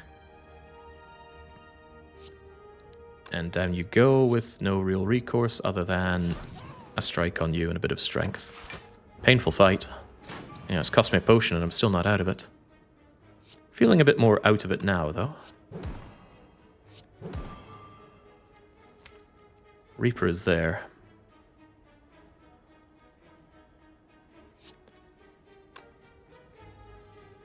I don't think there's any way to make that Reaper play here. I can't block enough. The Reaper could get me... Well, no, hold your horses there.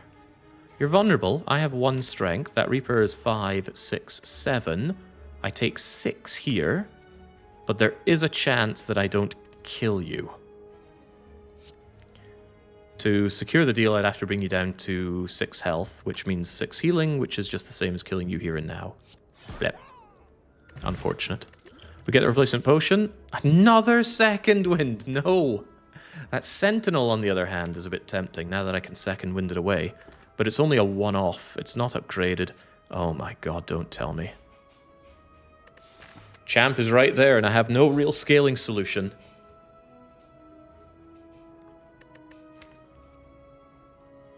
Sometimes you have to take bad cards to win. And Rupture is a bad card. I think I have to take it and upgrade it to kill Champ. And I'm mortified at that prospect. I have very, very little opportunity to pick up a Champ solution. And I don't currently have one. I don't have a Cultist Potion. My True Grit isn't upgraded, and even if it was, there's not a lot of payoff for slimming down the deck. Orichalcum will not block Champ's advances. He can weaken me, vuln me. The Frail doesn't matter so much. Yeah, I don't have any real payoff for this. It will be tough, but I gotta take Rupture. And it's... Oh, well now. 1 of 20 cards. I'm about to immediately regret taking Rupture. Burning Pact is there. That is exhaust and draw. Dropkick is there, but with Snecko it doesn't quite have the same payoff. Evolve is there for lots of draw despite power throughing a lot and not having second wind on the same turn. At least there's not another Rupture. Yeah, not many great cards here. Don't know what I'm looking for, actually. What am I looking for this deck? Just big chunky output cards, frankly. Burning Pact and Evolve are both quite tempting, though.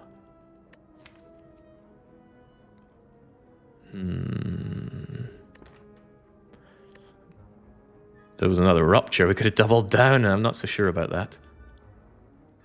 There's no Bloodletting, which is a bit unfortunate. That gives me energy and discounts Blood for Blood and gives me Rupture strength. And there's no real strength payoff here either, is there? There's Pummel, but that's a one-time use. My deck is so slim, headbutting is a bit of a waste of time. So is it Burning Pact or is it Evolve? Burning Pact is targeted exhaust. Draws as well. 50% chance of being more expensive than I want it to be, though. I'm just not seeing the payoff for making a very slim deck. On the other hand, Evolve allows me to power through to get rid of the big hits. And with all the... if I draw the wounds, better chance of having nice big chunky second wins. That's tough. I would quite like both. We haven't even used power through very much lately. It's just not been lining up. It's been very expensive, or not together with second wind, or I just haven't needed the block because of Orichalcum.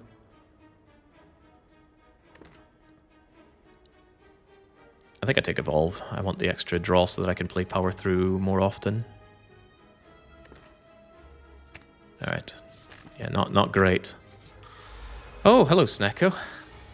Hey, look, there's power through at 3 cost. What a time to be alive.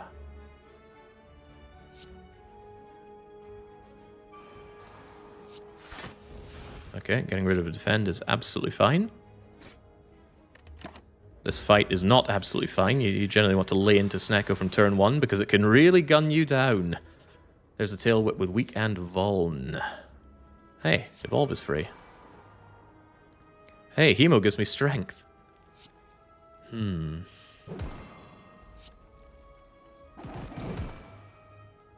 Other than that, though, we are taking that hit, taking that vuln, and we're seriously getting punished for this.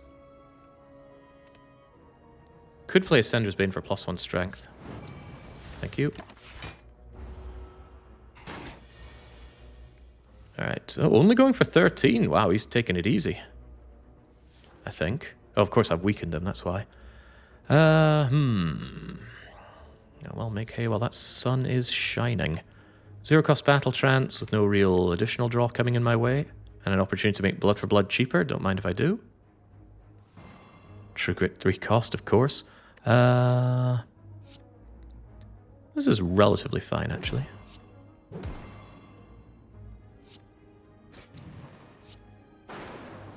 The gluggening will continue. No, setup relic seal's pretty good. Ooh, okay, so the power potion could be a get out of champ free card. I don't know what card it could be to get me out of that. Even corruption doesn't look that good. I mean, what do I corrupt?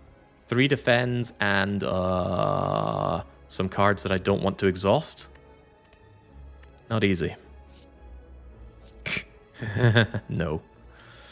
Infernal Blade could be anything. But it's probably not a champ solution. Could be anything, even hot garbage, exactly. Well, on the plus side, we don't really need to rest on 68 health going into chump. It would be another card reward, and the rare card chance isn't nothing.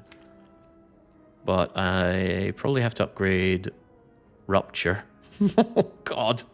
Is that how desperate we've become?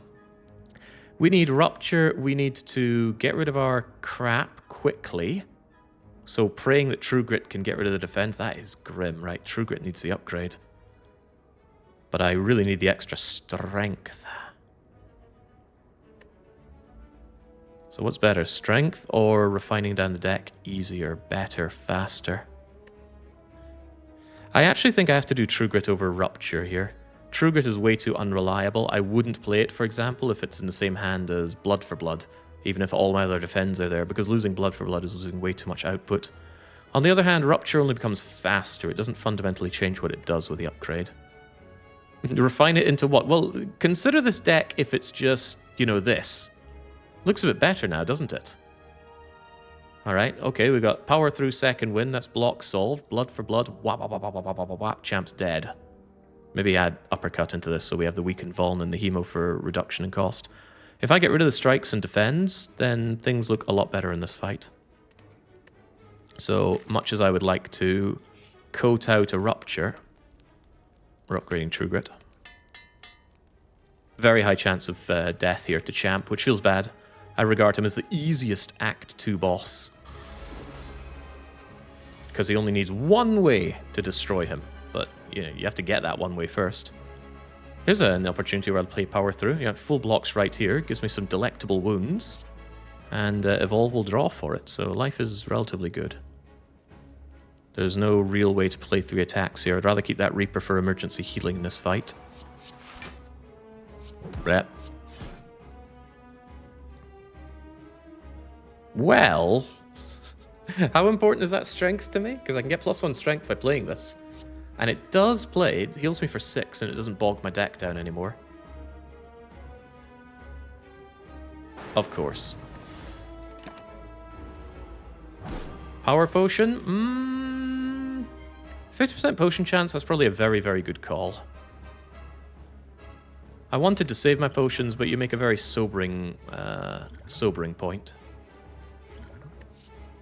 Well, should have done that immediately, shouldn't I? Fight should be won with Demon Form. Feel no Pain doesn't quite do it without Barricade. Alright, Demon Form it is then. Alright, Dr. Freeman Form, let's have at. Boy, where does he get off doing 27 damage to me?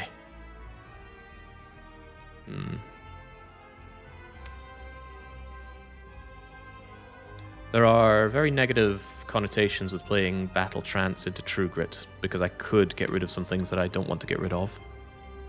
On the other hand, I could weaken him and not take this 27 right now. Am I okay getting rid of Battle Trance? It is a nice draw. Yeah, I'm frail anyway, so it's not that great. Let's just not take any of Champ's nonsense. Yeah, trading a defend for a Battle Trance. I don't know about that one, bro. I didn't mean to say bro there. I was trying to say boss, but it fell out of my mouth.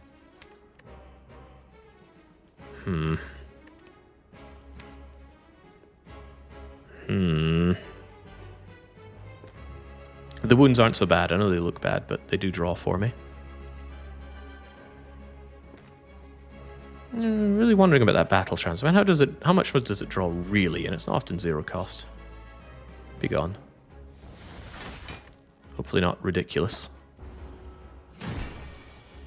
Alright, he's giving me an off turn. An off turn to enjoy my Rupture that doesn't play. Okay, good, good. I'm glad we're on the same page here. True Grit away one of these horrendous strikes. Play Ascender's Bane to enjoy more strength. Carry on. We're getting stronger, and we're drawing like mad. Second wind plays, and it plays quite well. Yeah, because I can just power through Second Wind here to get rid of this junk. And I want to maintain the power through. It's a bit of a shame because I would like to keep him uppercutted and everything, but getting rid of these defends is a pretty big priority. And not getting rid of the power through is probably also good. Kind of wish I'd drawn Barricade now, but, you know, I didn't. There we go. So deck is very lean now. It's only 9 cards. And we draw 7, so shouldn't be difficult to keep the champ permanently weakened. Shouldn't be difficult, and somehow we find a way to make it difficult. I have no draw, by the way. Power through Second Wind, get rid of... Oh, no, I can't do that. No energy. Well then, just power through. At least it blocks. Kind of wish it was power through plus now.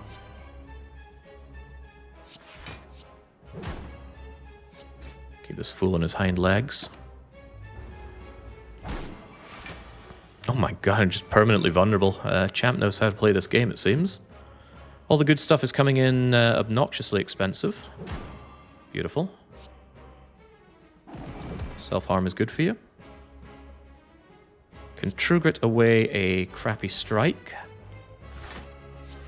And then Second Wind to maintain a bit of block. Not much block, but you know, it's something. Because I need to last in this fight. I need to get my strength up so that when he chimps out, I can deal with him quickly. Yeah, keeping him weakened forever is a pretty big deal, but my lack of block is starting to really show. Just power through Second Wind Bash. There's not much else to show for this, but blocking is good. At least we have that on our side.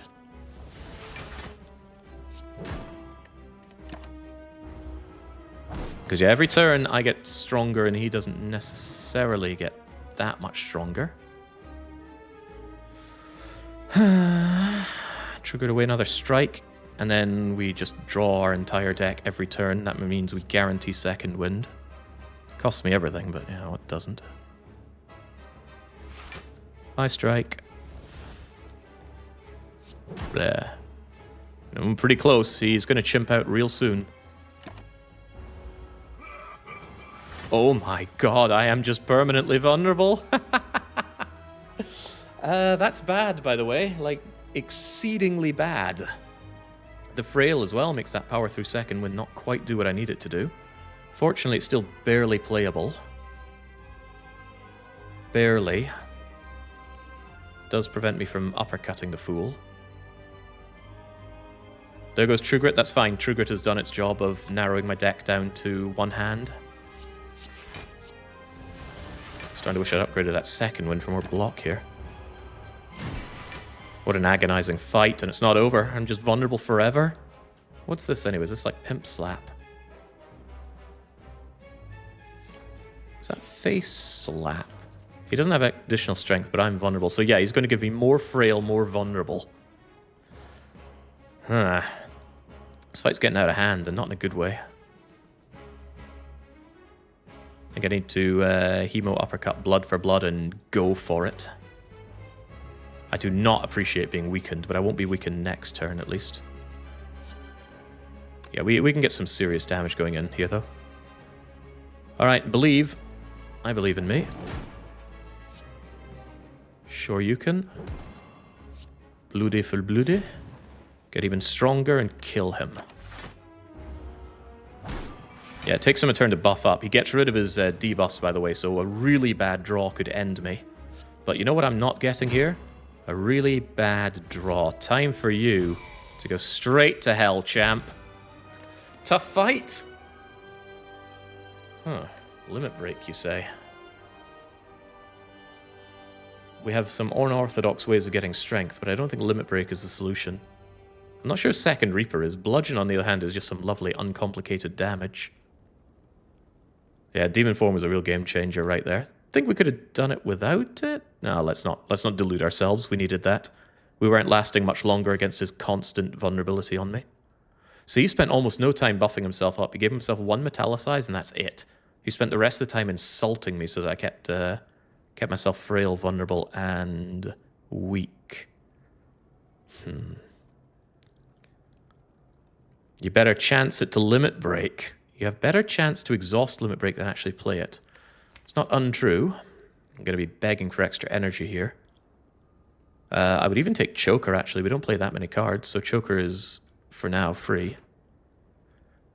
I'm looking at Bludgeon just because it's a lot of output. It doesn't solve anything, though, is the problem. The thing is, does Limit Break solve anything? If I draw it before I have any strength gain, then it does nothing, and I don't gain much strength quickly. I gain Shuriken and a laughable amount of Rupture strength, and I'm already regretting that Rupture. Didn't really do anything there compared to Demon Form. But like I said, I had to take it. There was no other way to beat Champ. We didn't have the Power Potion at the time. Rupture was the only thing that afforded scaling. None of these cards are that great, but they're all better than not taking them.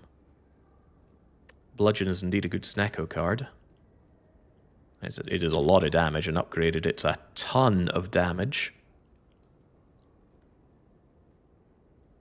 Yeah, you gotta have strength to double it, so I don't think so. I'm thinking I just take Bludgeon. It's just, if Blood for Blood is good, then Bludgeon is like 50% better. But if one Reaper is good, surely two Reapers are better. Think of the endless amounts of healing. Could really save me in a long fight. Is damage what you need right now? No, but none of these things are what I need right now.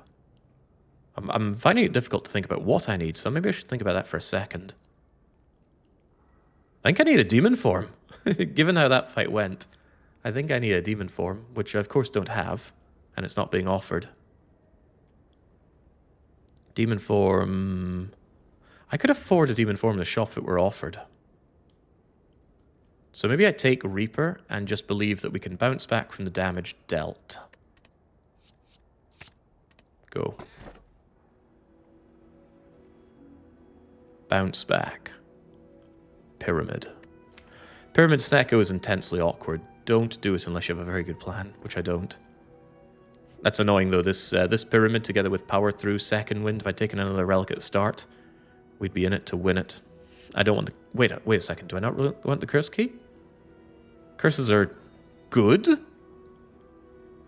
Curses are really good? Curses are amazing? Done deal. It almost doesn't matter what the curse is. If Normality draws after I play 3 cards, then that's pretty bad. But if I've already played 3 cards, then at least I've done something that turn. Like I said, I could buy a rare card here, and I could really do with Demon Form. I have free pathing due to already slaughtering the Burning Elite. Would I take 99 gold for Normality? That actually might be worth considering the question marks for. Because Normality is not a big deal. It gives me 12 max hit points, and they're not too bad to just play. The lesser-known Curse build is going. Alright, stop and think for a moment. What are you even doing here? I still need a lot more strength. I should be butchering some elites here, but the pathing is awful, actually. I think, what the hell is this? 2 elites here, 2 elites here, 1 elite here. If I go for this elite, I can't actually take any more. So it's a very rare max 2 elite path. Well, I better take 2 elites, and if you're taking 2 elites, take them late. And I do really want 99 gold if I can get it. So I guess I take this route. No downside to 99 gold. It's not no downside, right? The 2 normalities in a 19-card deck would certainly open up some nasty brickfill at the start, and it does chip away at me. It's unavoidable damage unless I get Tungsten Rod, and with Rupture, maybe I want it to do damage. Alright, let's begin. The shapes are here. Power Through Second Wind is also here. Gets rid of trash as well, including my Battle Trance. Maybe I should just play Battle Trance. It's nice having 4 energy, by the way. Really nice. I don't even need to play the Ascender's Bane here. It's no big deal. Anyway, Power Through. Second Wind it all away. Enjoy a Brazilian block. And that means I can decimate the Spiker, can't I? Can I kill the Spiker? Probably not. But when you have the opportunity to deal damage to the Spiker, you should probably take it. Could kill it. Yeah, go on then. Killing is good. And it's not like I really had anything to heal there, for now at least. Bash, strike, strike. Away you go. Oh, no you don't, go. Ah, yes you do. Because somebody decided to add a second Reaper into his deck. What Herculean exemplar thought of that? This guy almost can't do anything to me. He attacks for 13, really? Attacks for nothing now. Replacement potion already? Yes. I just mentioned earlier that I have no active draw. If I manage to thin my deck down to virtually nothing, I still want some way to proceed. Pummel Strike does open up not quite infinites, but, you know, quasi-infinites. In fact, running the numbers... Let's say I had Sundial. If I play Pummel Strike 3 times, then I gain 4 energy. 3 plays of Pummel Strike have an average cost of what? 1.5 each, so that is trending downwards. But if you're lucky, I'm pretty lucky. Playing it 3 times needs 9 energy. Sold. I wouldn't have taken it if it weren't pre-upgraded, but you know, it's pre-upgraded, so my hands were tied there. What was I to do? These bastards are all coming at me. It's not very nice. I could do the maths on which is the better one to target here, but I won't.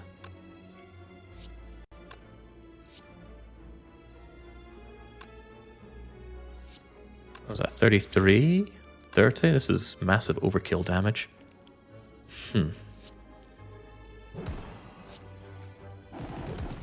Thank you for making my life easy. Oh, wait. No, one-off is fine, actually. You do block a bit, though, so maybe it's not.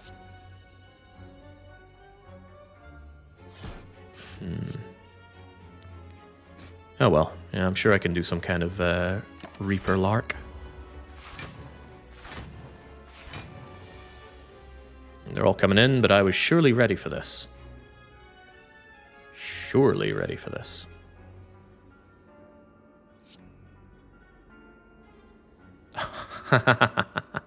Surely. Wait, do I even have an attack to draw? This might not work out. Well, I'm glad I've got this strike. Time to go. True Grit is slightly better, right? 9 versus 5. On the other hand, the True Grit would go away, so it's actually less good. Alright, sure. Good enough. That's what the Reaper is for. True Grit, the strike... I was more concentrated on the block, but you're probably right. Probably. With draw... Can I get draws like this more often, actually? This would be nice. Yeah, more than just nice. This is... Ellie fantastic. What's the numbers here? Don't even run the numbers. Just don't think. Feel. I'm feeling pretty good about that, I must say. Power through and second wind does its usual. Although I don't need to second wind and evolve is in play. So how about we just... get that out of my face. And if I had Juggernaut, the Darkling would be dead here. Now this one comes back. But that's okay, because I have obnoxiously heavy-hitting attacks. How obnoxious? Pretty obnoxious. Easy money. I love not having set up relics, by the way. And I can take 8 damage per fight and not worry about it, thanks to Blood Vial's Burning Blood. Flame Barrier is a pretty nice block card. I should be very wary of adding things I don't need into my deck. But it is a very nice block card. You don't need to look at the costs. Just when you're thinking Snecko, just read this. That's all you need to do. 12 block and 4 retaliatory damage. It's a good damage against the heart. Good block against the heart. And a heart block solution is one of the many things this deck lacks at the moment. And if I'm just playing that over and over again, you have to imagine we have some kind of block game. Just wish it was upgraded, but I will take it. Right, shopping at 200. Demon form solves a lot of my problems, so I'm kind of hunting for that. But that does chalk away one more chance of getting 999 gold. And the 999 gold doesn't really play here, so how about we avoid you and just go question marks into this shop? Sure. Lose all my gold? That's the opposite of what I'm after. This is also not what I'm after. It's the shapes again. And they're coming in a little bit aggressively, but what's this? A flame barrier I just added to my deck? Unthinkable.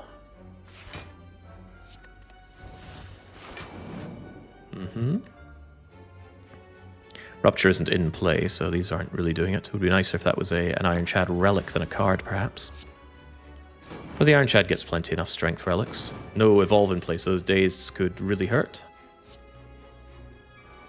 At least there's only one Exploda here. I don't think so. Blood for Blood doesn't kill you. Blood for Blood Strike does. But in the end, it's spending all my energy anyway, so... Be gone.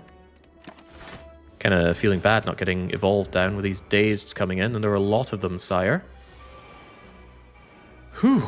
Thankfully, these guys are very passive. The odds of them attacking is pretty low. 20% chance to attack, and it can't do it twice in a row. And this guy... 50% chance to attack. He's idling then, which is fine by me. I'd much rather you were dead, though. Goodbye. Let's get strength payoff. Carry on. The relic could have been anything, even Regal Pillow or the shovel. No, that event only gives you the red mask, which gives all enemies... wait, no, hold on. Yeah, it does give you the red mask. It's the secondary way of getting the red mask, as opposed to killing the red mask gang. And it makes all your enemies weak on turn 1.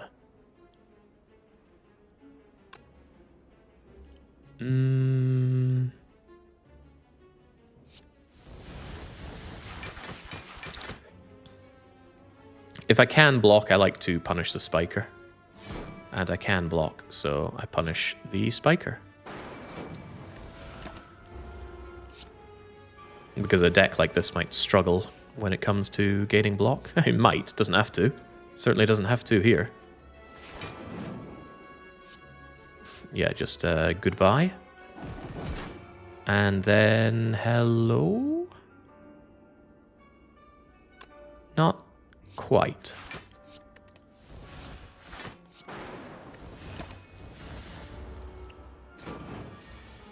Yeah, if you already have the red mask, it gives you oodles of gold, but obviously we didn't find that event. Max health is nice, and we have plenty of vulnerable applications, so goodbye, Vuln. Sadly, I can't just drink this off the floor. I have to throw this away, take this, drink it, which I won't until I have to. Energy, but there's a reasonable chance it doesn't actually give me energy, so do I really want that? Not really. Not really. That's a bit of a shame. It's a lovely card to see most of the time. Just 2 energy, no questions asked. But it really doesn't play so well with Snecko. 50% of the time it comes in at 2 or 3 costs, so then it's break even or even negative, so it costs a card draw to sometimes just brick. Boomerang is great with strength gain. You're not wrong, but I don't want it now. Rather avoid adding crummy attacks to my deck. And my strength gain is slow. Let's not confuse ourselves here. It's here. 999 gold with almost no downside. There's a shop here, but I won't see another shop until Act 4, and I will get rid of the normality. It's still a brick. Well, yeah, of course, we don't not take this. 12 max hit points as well. Thank you, normalities. Can it really be this easy? Well, whilst you watch all this shower go down, it suddenly makes me think that I myself must... Well, let's not go there, but I'll be back in a minute.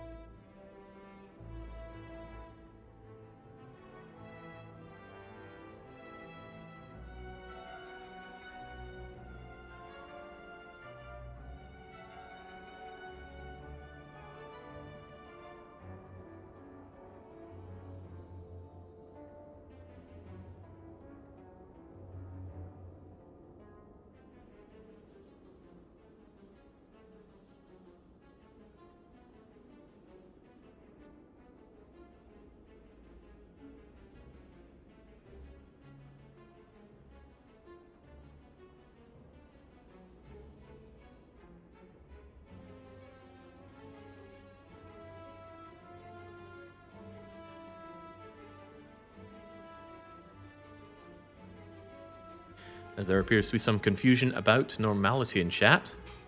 Here it is. When it's in your hand, you cannot play more than 3 cards per turn.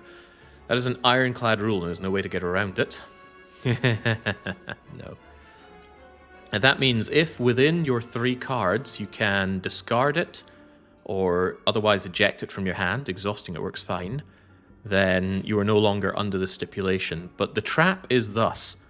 You have a normal hand, and maybe you play strike, and then you play defend, and then you play a draw card like battle trance.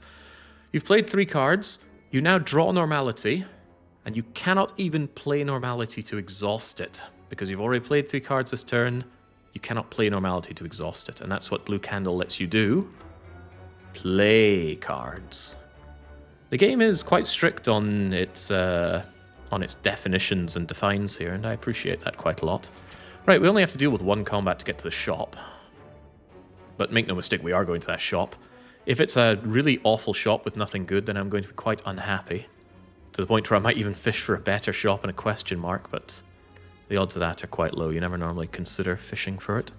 I should probably recall about this point, there are no real big upgrade targets, and if I find one, I want to be able to upgrade it. So let's obtain the Ruby Key. Obviously, resting's mostly a waste of time. Dreamcatcher giving me something good. Well, that'd be a first. Hello, Transient. Hello, Normality. I think I just get you right out of my hand. I could Second Wind you, which also disperses you.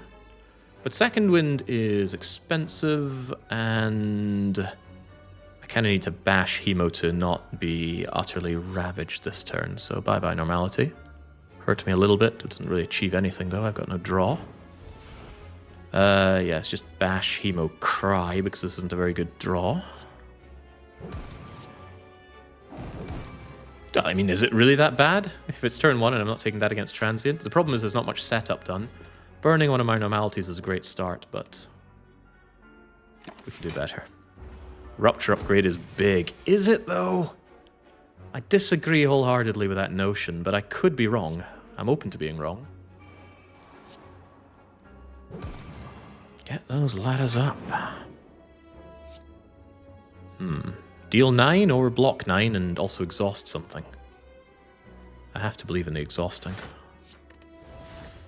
I actually should have gotten rid of a defend there rather than a strike. Strikes are better in this fight. Yeah, once again, normality is here, and it's going to make blood for blood cheaper. Now, speaking of cheaper blood for blood, so why don't we go all in on that notion? Think of the Rupture payoff, though. Oh, I'm thinking about it. Blood for blood gets me most of the way out of this. What's that, 40? He'll do 5? That's not a big deal. I'm contemplating evolve power through... Actually, why even do that? Just get evolve down. Blood for blood is delectable. See how this draw gets me, though, because it could get me something like a 1-cost Reaper to get that health back. I don't mind if I do. Deck hasn't been slimmed down, though. There hasn't been a good power through going on here. And this guy gets really, really strong, so I have to be quite careful. One bricked hand, and Transient just comes in with his 70, 80, or 90 to ruin my day. That's why things like uppercutting to maintain the weakness are a big deal. But this is bad. Very bad. How bad is it? I just said it's very, very bad. That's a lot of damage to take. If I uppercut, I can do nothing else. If I battle trance, I'm leaving a lot of faith in 3 cards. I think we have to go with the devil here. Ouch. Yeah, see what I was meaning? Some bad draws, and this fight gets out of hand rapidly. Colourless Potion was tempting there, I'll give you that, but I want to save it for real just-in-cases. Which could still be awaiting us here. Hemokinesis coming at a very unpleasant cost here.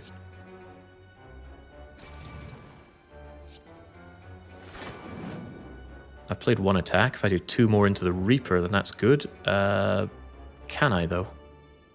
Not really. Yeah, Hemo Blood for Blood leaves me 1 shy, unfortunately. Hemo does, however, make me a little bit stronger, allowing the Reaper to shine a little bit shinier. Plus it strengthens me a bit, and strengthening is good. Whomph. Boom. Alright, clawing our way back in this fight. Still have his massive 90 attack to deal with, though. And he's no longer weakened, and I don't have my uppercut. There's a lot of reasons this is bad.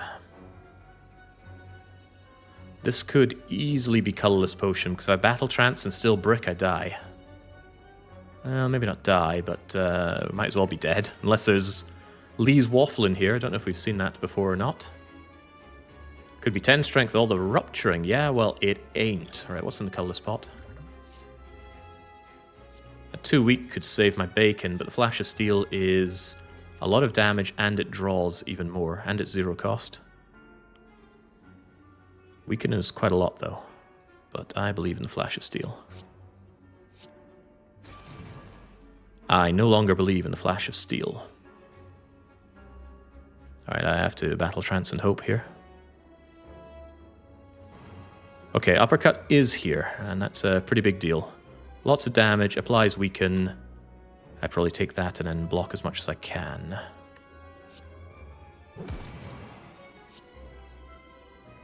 Is that more blocking than this? Actually, no, the strike is more block. That's not necessarily true, because a Flame Barrier can go together with Defend, Defend. So consider Defend, Defend, Flame Barrier is block 22. Strike is block 22, because it's 6 from the striking. 16 from the striking and 6 from the Orichalcum. So it makes absolutely no difference. Okay, I'm glad we had this talk. Well, no, actually, because I can still play the defense here. Alright, okay, 16. 16's bleh. We win at least. And we still keep our healing going.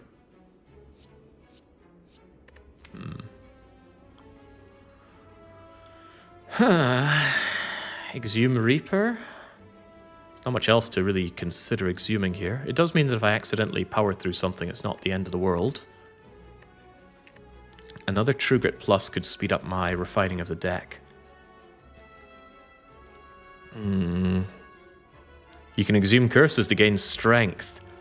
Yes, I could. I feel like it's just not doing anything for me. It's just fattening up the deck with stuff that doesn't help. So even though there's a potential for this thing, I think overall it's negative. Alright, 999 gold, work for me. I don't know about that. Oh, I do not know about that. Yeah, mirror the normality, have 3 of them. No, because my plan is to remove a normality. Now, there is an argument for removing a strike over normality. The problem is normality can brick me pretty badly. Good timed singing bowl. The singing bowl, yeah, the relics are a bust here. Jesus, where's my fossilized helix? Where's my red skull?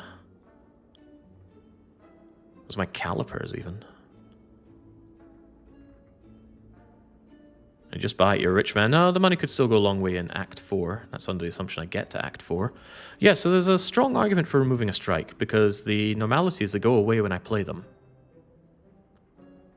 Yeah, they can open up Brick Central, but if I have Rupture down, they do give me strength. They make Blood for Blood cheaper. Even if I draw into both of them, odds are that I'm doing that with my first card, like Battle Trancing, and then I can still play them. Get rid of, wait, strike or defend. The defense can be second winded away, get rid of strikes.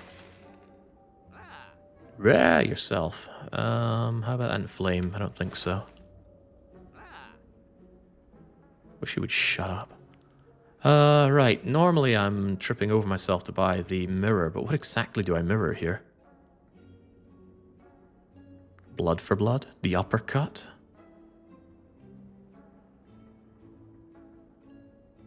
The Pommel Strike Plus? There's not a lot of good targets here, which is a bad sign for my deck. No, there's no way I'm mirroring unupgraded Rupture. The game's already offered me like 4 or 5 of them for free.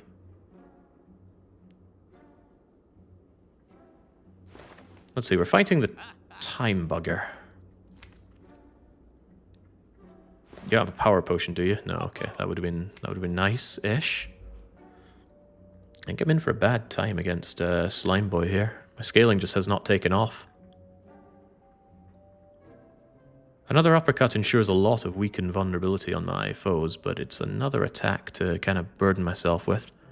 With 2 strikes, bash, hemo, uppercut, that's 5.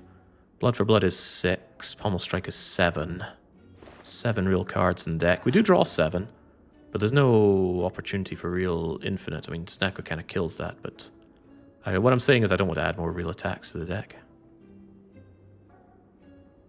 What an awful shop.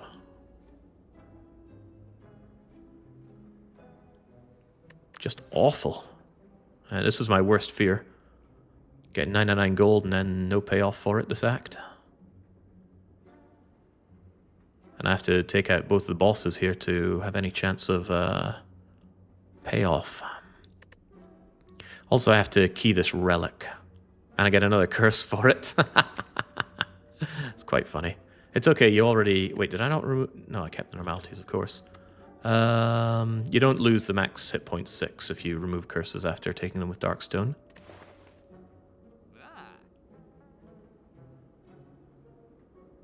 What in God's name do I even mirror here? Tempted to do the uppercut on the grounds that I'm going to need a lot of weak and vulnerable on my foes to get anywhere.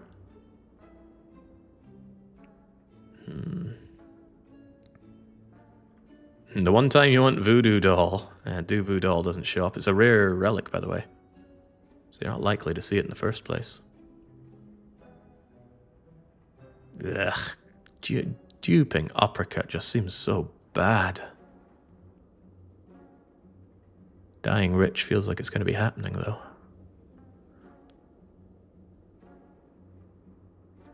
Another hemo goes well with Blood for Blood and Rupture.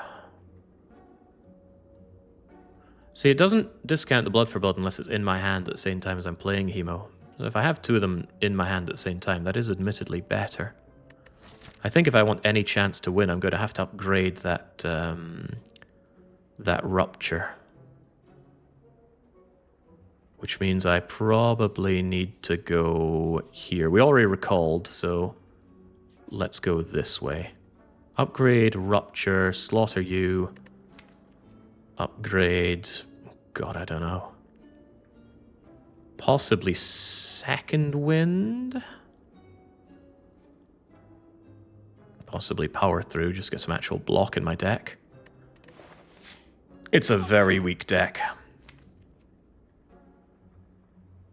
And the relic support is next to nothing, right? What helps me in a fight? Okay, yes, no, yes, no, no, no. Yeah, no. Grim. Yeah, Repto. Let's not think about Repto. At least my big chunky attacks can usually kill her knives lickety-spit. And the wounds aren't a big deal, but it's still looking bad. Chest could give you a 3rd normality and you can dupe one now. How many times have you seen 4 normalities in an A20 deck? Probably 0 times. Haha, yourself. That's difficult, man. Might have to be hemo. But I just don't like adding another attack to this deck, period. I want to have my deck nice and thin so it's just my attacks over and over again.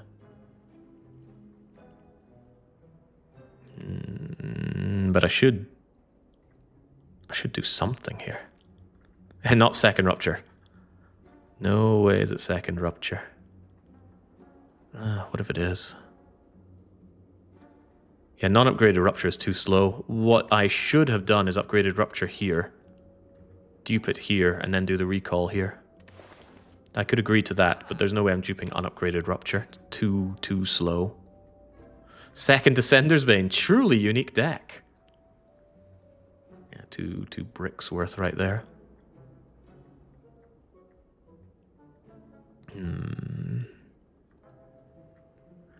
It might just be dupe nothing. I can't see anything that actually makes my deck better by duping it.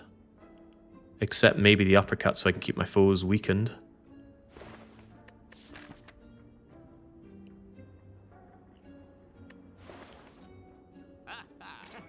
Alright. I regret this already, but here we are. I should definitely buy a potion as well. In fact, how about we just drink the fruit juice? And then we grab ourselves... probably distilled chaos and strength potion? Distilled chaos fear potion? We now have a lot of vulnerability.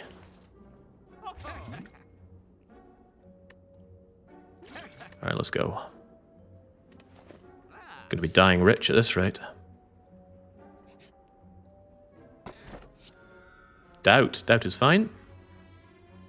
At the end of your turn, gain 1 week. Well, if I have this, I just play it and away it goes. Bottle of power. Yeah. Yeah. No. I have to key it, or else no heart for me. Distilled Chaos now burns the curse. No, I don't know, actually. Normally, it would just throw it into your discard pile, but with the blue candle, I think it will, because the wording here is play. If you play an unplayable card, normally it just discards, but with blue candle, it should exhaust it. However, I wonder if normality can... No, normality won't go in your hand if you just play from draw, so it shouldn't have any adverse effects. Shouldn't. We said it's Rupture, right? This fills my heavy heart. The desperation I'm forced to. We haven't even smelt a demon form. Okay, don't be Repto and we can all be friends. Nemesis. Rupture? Could battle trance into Rupture into normality immediately. Or I could not. Alright, get out of here. Well, not what I would term a great turn one, but at least I can get rid of a strike. And then bash you, or we go for the damage. We bash, hemo, strike you, get my strength going. Getting strength going sounds good. Getting Nemi dying sounds good. I need Evolve down, by the way. Without Evolve, Nemesis kills me with these burns. Also, dealing 45 at me is a pretty good way to kill me, but... Ooh, Evolve. Rupture. Normality. Doubt. Uppercut. Pain.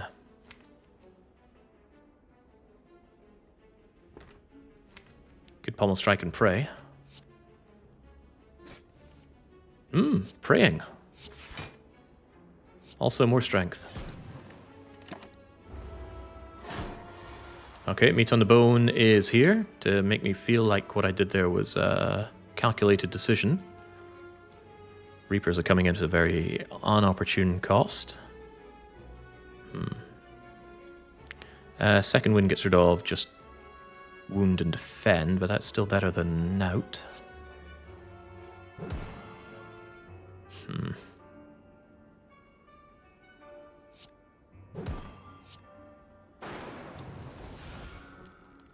Beats nothing, right? I suppose so. Alright, keep hitting me. In fact, it works to my advantage if I end up in meat zone, but it works to my insane disadvantage if I die. I often wonder if burns cause you to get rupture strength.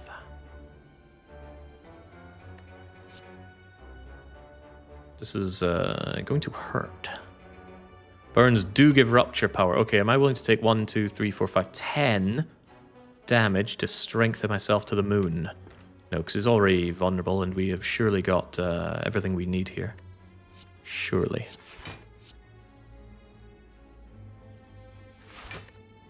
Ow.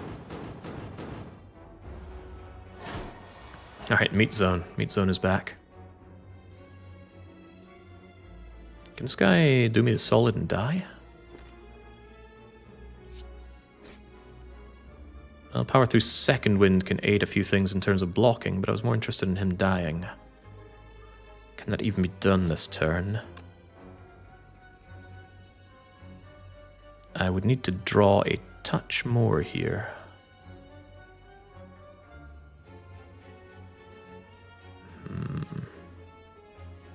Yeah, the 3 energy hurts me a touch. Battle Trance only draws 2. But if it draws Blood for Blood or Uppercut or Bash or even Strike at a playable cost, then we win. If not, we're going to take another round on the rousing round of Nemesis burning me to death, which I don't want to be on. That's not playable. And needed to go together with one of these. Wait, unless...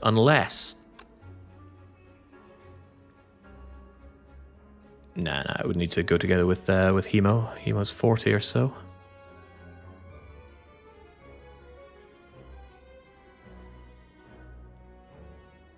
Still Chaos could help. It's probably worth it given how grim this fight is going. It's okay, you play, you don't draw them, so we can just Distilled Chaos, and there's actually a really good chance we get Bump Kiss here, but there's a reasonable chance of killing him, so let's take it. Alright, that helps. That helps a whole lot. Get out of here. The Meat Zone aids me. Lantern. Lantern can help on turn 1. Replacement Potion makes me feel good about that. Jewel Wield. Is that my answer? Is that seriously my salvation? You cannot be serial.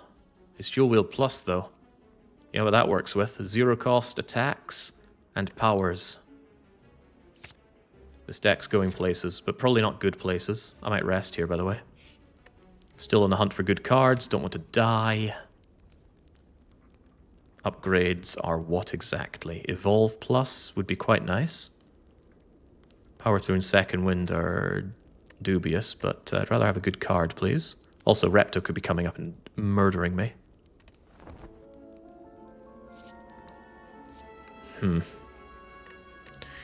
Heavy Blade into Heavy Blade Plus. Massive strength payoff. It's a shame that it's not pre-upgraded, but it could be my only real solution, right? Big heavy damage card. It's done, but it needs an upgrade pretty badly at that. Rupture, clearly the best A20 card. I don't know about that one. Do not know about that one, Chief. Where are those normalities hiding? Well, there's one of them. No Rupture, sadly.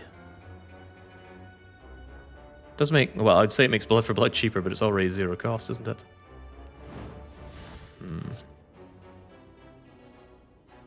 Yeah, this guy's curse wouldn't be too bad, would it? We don't mind curses. It's a shame I can't draw anymore here. Alright, well, what do you have in terms of curses? It's not a curse, but it's something I can just block for free. Blocking for free has to be good. I can't re-roll the curse much more than this, so let's just take the thing that we can block. Could be a very, very awkward fight here. There's no way for him to give you more than 1 curse, but you can encounter the Writhing Mass more than once, and then, well, then you can end up with more parasites if that's really what you want.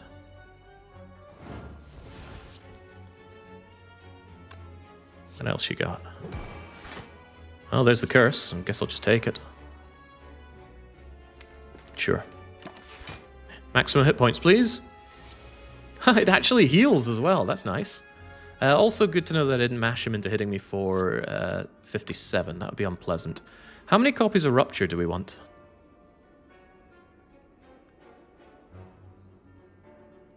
Unfortunately, doing that causes a lot of problems because it costs me 3 energy to do so.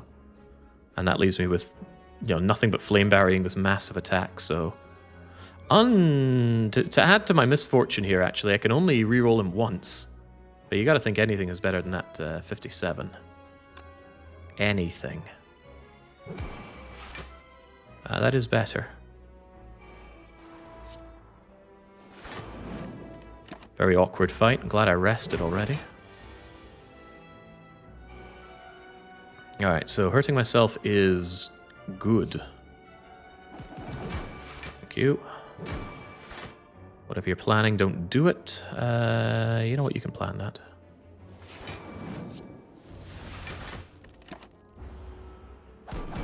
The malleable's what makes this fight so awkward. You can't just usually bum rush them to death.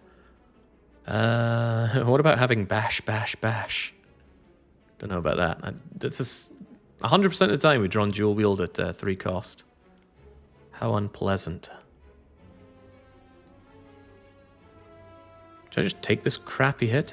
There's more to it though, right? He weakens and vulnerables me. That's not a lot of strength. Where's all my strength? What about dual wielding the Reaper? The payoff there is dubious.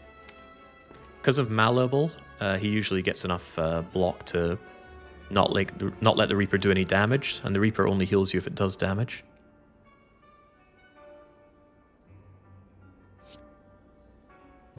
What are you made of? What are you really made of? Okay, minimal regrets.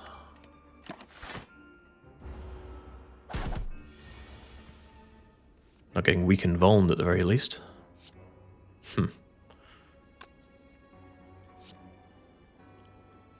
Is that going to be enough? I reckon that's enough, so I can just Reaper him. And then Heavy Blade finishes him off right now, but why settle for that? We might roll into Reaper. We don't roll into Reaper. Get out of here. Alright, there's gold, there's garbage, and there is... Okay, now I have to think about this. Is my deck in such a way that taking the risk of this being Repto that kills me is the lesser risk on just not gaining the strength from this elite and cowering around it? 83 health is a lot, but you know what Repto can do on turn 2? It's over 100 damage to you. Some bad Snecko rolls, drawing into normality and doing nothing. The curses all being around before Rupture. By the way, Bottled Rupture now Galaxy Brain move with all these curses. 5 curses in the deck. That's 10 strength. That's assuming that we haven't dual wielded the Rupture. It's 1 relic. It's also potentially a rare card. I'm still hopeful that we can find demon form somewhere. Beat the elite, get the doll. Oh, no, that's dreaming. It might not be Reptomancer. It might be Giant Head. 50% chance of that. Giant Head is a little complicated. The strength payoff is kind of there, kind of not. Ah, it is Giant Head. Okay, it's a little bit of a relief, but it could very quickly turn into whatever the opposite of relief is. This is already doing sweet bugger all. I'm playing that just because it's an extra card play to make Giant Head take extra punch in the face damage. The strength potion is a little tempting. Maybe I should have thought about that before playing the other attacks. The fight against him could go very, very slowly. And he hits pretty damn hard after 3 turns. And he can slow you down by weakening you. Let's hold on for now. And Duvu Doll is a pretty high tier relic, that much is sure. Again, all my curses coming before Rupture. Very unfortunate, at least it makes blood for blood free. Minor chance of battle trancing into Rupture is worth taking. Minor chance. Now, that's 2 strength for that brilliant choice. You know, like playing that strength potion. We already have Evolve down, so powering through is fine. Sure.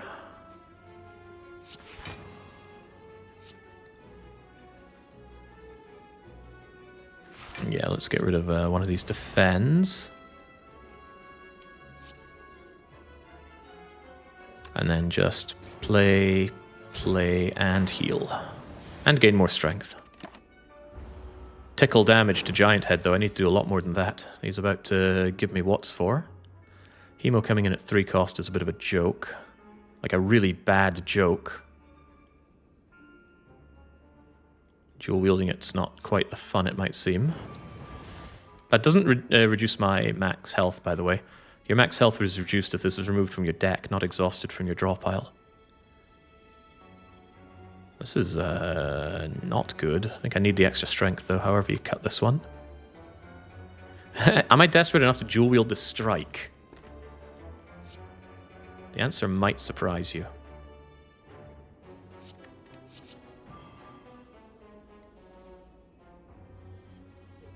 It's mostly free anyway, so I guess I Flame Barrier. Yeah, it doesn't make much odds. Flame Barrier, second. I'm playing useless cards because it increments is slow. And watch as these strikes that deal 11 damage deal considerably more than 11 damage. Then they strengthen me up for the big hit. That was poor. I should have done that the other way around to get the strength from playing Hemo. That was a mistake. Hopefully not a deadly mistake, because he's going in on me now. 30, 35, 40, 45. He works up big time. Heavy Blade comes in at normal cost. He's already weakened, by the way. He'd normally be doing 40 into 45, etc. So life already looks quite bad for me. I think this is just a Uppercut Reaper Heavy Blade. Maintain the Vuln, maintain the Weaken. The extra healing probably doesn't play quite as much as just mashing this guy's face in. The face must be mashed. Alright, take my punishment. Hello from the US, says Vimocam. I hope you're well. I just playing Slay the Spire 3 weeks ago. I've clocked 75 hours in it. Yes, who would have thought that a very popular genre-defining game would be good? It is very good. Once again, Dual Wield is not giving me what I need. I'm willing to take a chance on drawing into Hemo here, though. I'll play the Defend, even though it's slightly worse than Orichalcum because it increments the slow. I could Dual Wield the Pommel Strike for more draw here, which is tempting. Like, really, really tempting. So I draw Bump Kiss, this is nothing. I go on then. If this draws me a zero-cost good attack, then I'm crying. Nope, okay, no tears. No tears yet. Still not great, though. I need some room. Oh! Alright, thank you, freaking Hemokinesis Blood for Blood combo of the gods. Alright, we get out of there with minimal punishment. Oh, Maw-Bank! We're saved! I can have even more freaking money.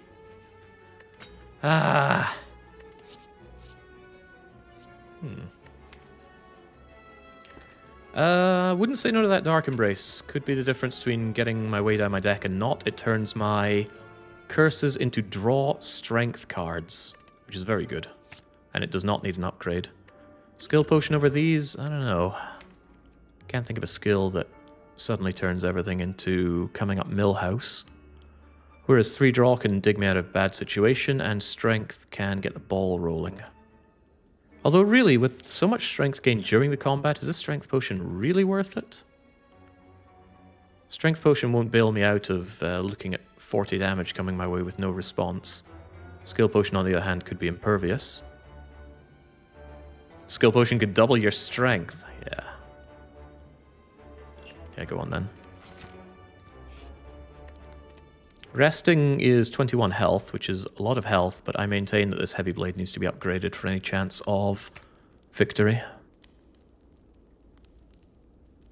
Dual Dark Embrace, infinite draw. Well, infinite as long as things exhaust, which is not free or infinite. Alright, Time Slug. I don't fancy my chances against you, let alone what comes after you. Believe. Hoping is a strategy. Okay, so once again we are denied our early... I was going to say we're denied our early Rupture, but we have Dual Wield with zero-cost Pummel Strike. The alternative is I Pummel Strike and then potentially get something better to Dual Wield, like my Rupture. So would I rather draw a bit more or not?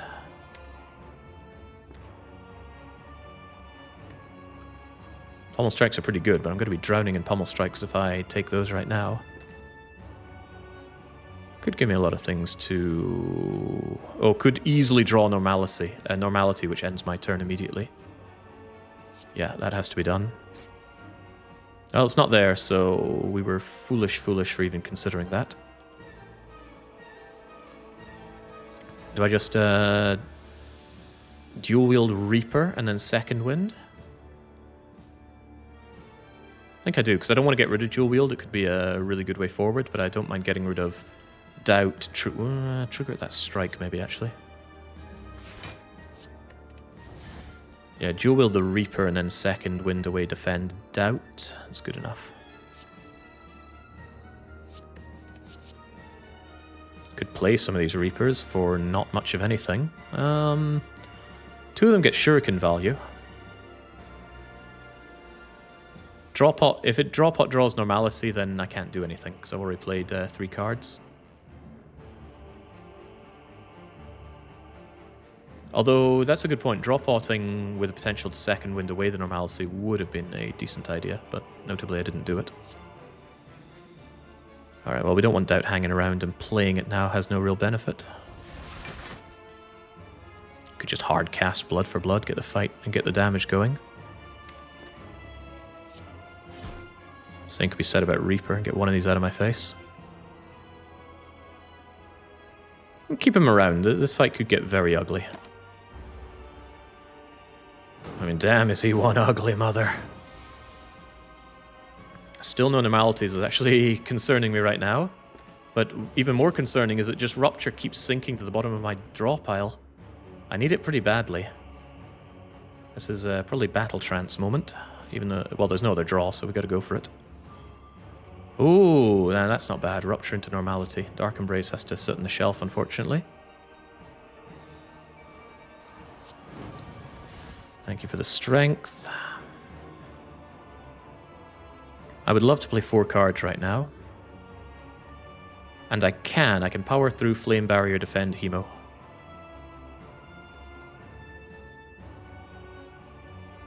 And I don't see another way through this. Gonna really hope that I can get my Evolve in play. There's Evolve, it's certainly going in play, so is Normality. Ooh, Heavy Blade. Hello, Heavy Blade. Hello, Weakness. I need Weakness right about now.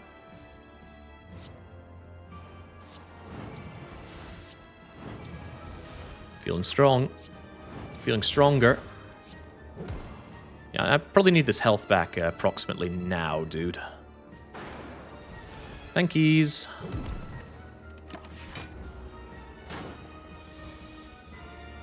Is this the most curses I've ever had in a deck on A20? 1, 2, 3, 4, 5. And we were talking about adding a 6th. Ay caramba. Okay, nice low costs we got here. Power through Second Wind at my beck and call. I can play 5 cards. Power through Second Wind are 2 of them. Bash Hemo's another. Probably True Grit being the other.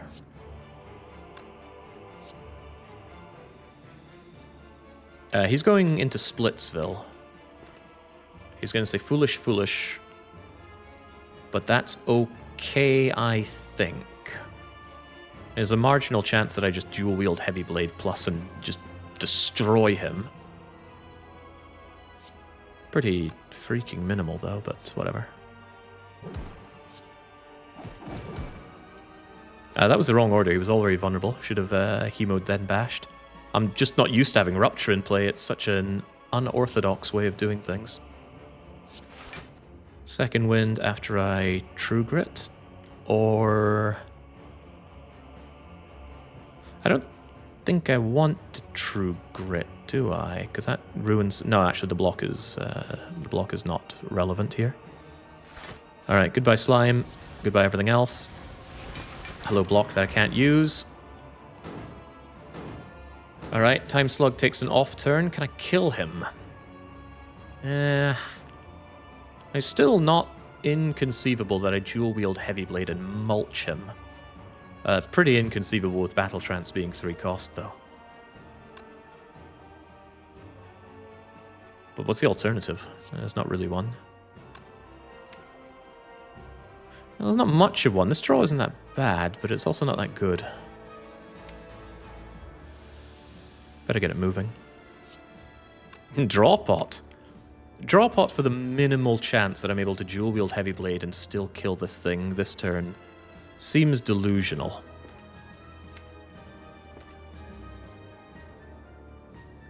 He's not going to be vulnerable though. There's Uppercut. Depends on the draw and the costs. What I don't have here is block, which is what's concerning me. Yeah, we'll draw 7 of this. 8, 9, 10 if I draw the wounds. I'd rather draw some of it so I have a chance of drawing into redrawing power through second wind to block his nonsense that he's coming with. So I think we just Dark Embrace. Battle Trance. Oh, buggery, wrong way around. I should have... Oh, right, no, it doesn't matter. Doesn't matter. I forgot Evolve with no draw. These don't do anything. Okay, false alarm on the buggery then. Let's just get our healing going. And maybe get rid of that slime. Alright, time bugger, what is it?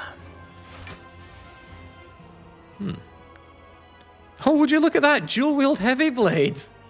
We should have draw potted. Huh, funny that. Uppercut is also playable, so I've got very, very bad news for this piece of crap.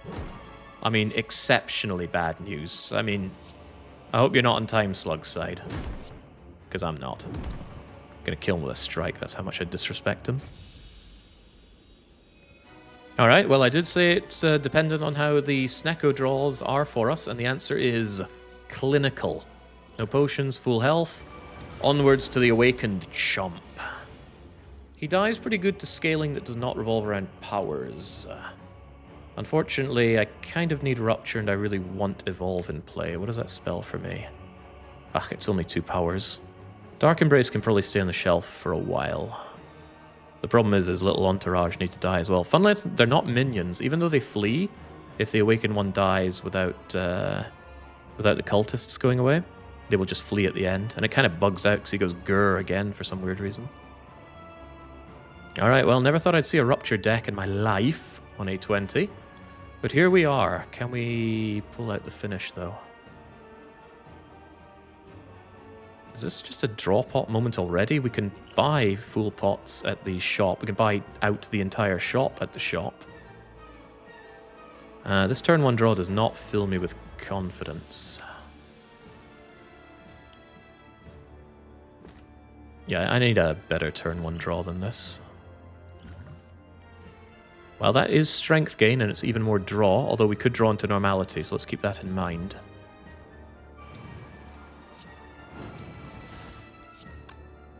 With that in mind, maybe I should have Pommel Struck first, because if it was normality, at least now I could play it. I might have just gone and done bad things to myself. If that's the case, then we should play other cards before we Pommel Strike. For example, Bash Heavy Blade kills one of these things outright. I'm not too concerned about blocking here, that's what the Reaper is for.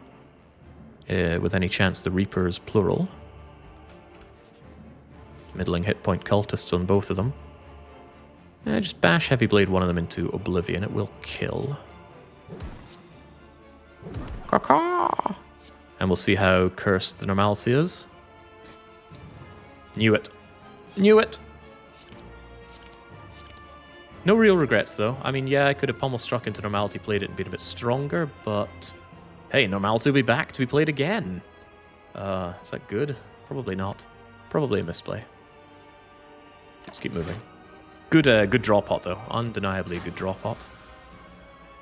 Actually, would Pommel Struck have played? Yeah, Rupture, Pommel Strike, normality, and then I could have done the rest of the turn as normal.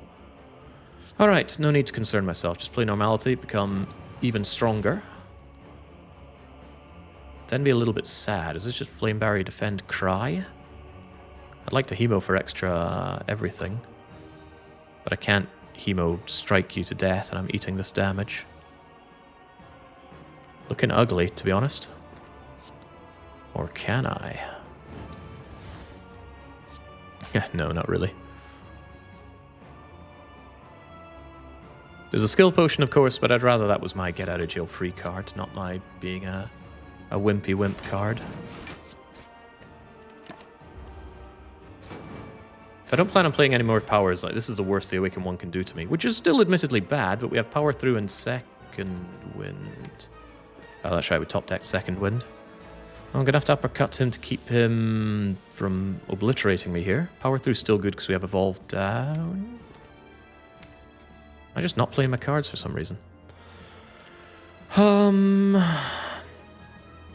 thing is, I want you dead as well. Well, that's what Blood for Blood is for. So is this Power Through, Uppercut, Blood for Blood. Looks like it.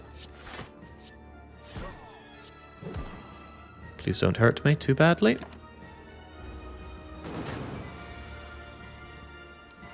Alright, now we really need to get this fight going somewhere good. I do believe that Evolve needs to be played, or else his wounds are going to clutter me, even if it strengthens him up. And of course Normality needs to go. Make me ever stronger. Would love to dual wield that uppercut.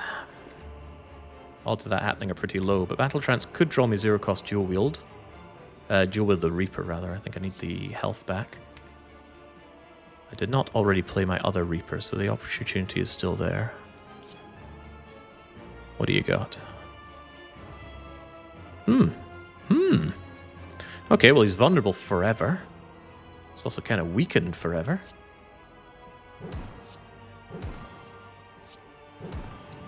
And, well, you know, if you insist, game. And, sure, just play hand. Not often you can do that with Snecko. And that's why I want to devolve down. Draw is king. Dual wield, you say? I need to think about this one. Blood for blood is just heavy, heavy damage on this fool. On the other hand, Hemo is heavy, heavy damage. 3 Hemos and Blood for Blood. Does that kill? No. No, but Power Through Second Wind will allow me to slaughter him. Dual wield the Blood for Blood. Hemokinesis gives me 6 extra strength. Heavy Blade is in the draw pile.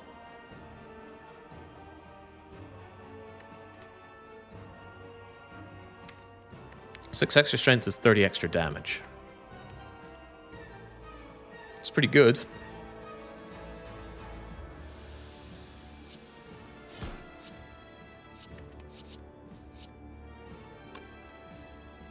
Very notably doesn't kill, but Power Through Second Wind will allow me to do nasty things to him. Wait a second. Doesn't kill? Doesn't kill?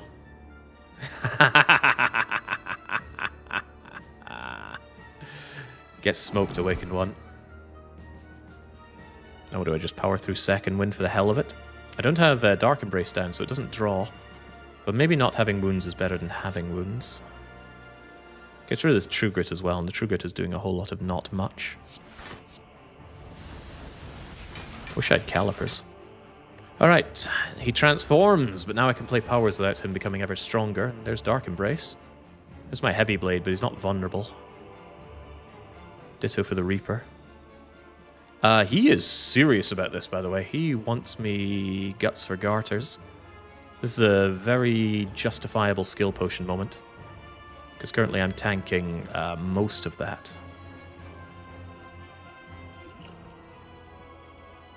Maybe I shouldn't have transformed him last turn with this in mind.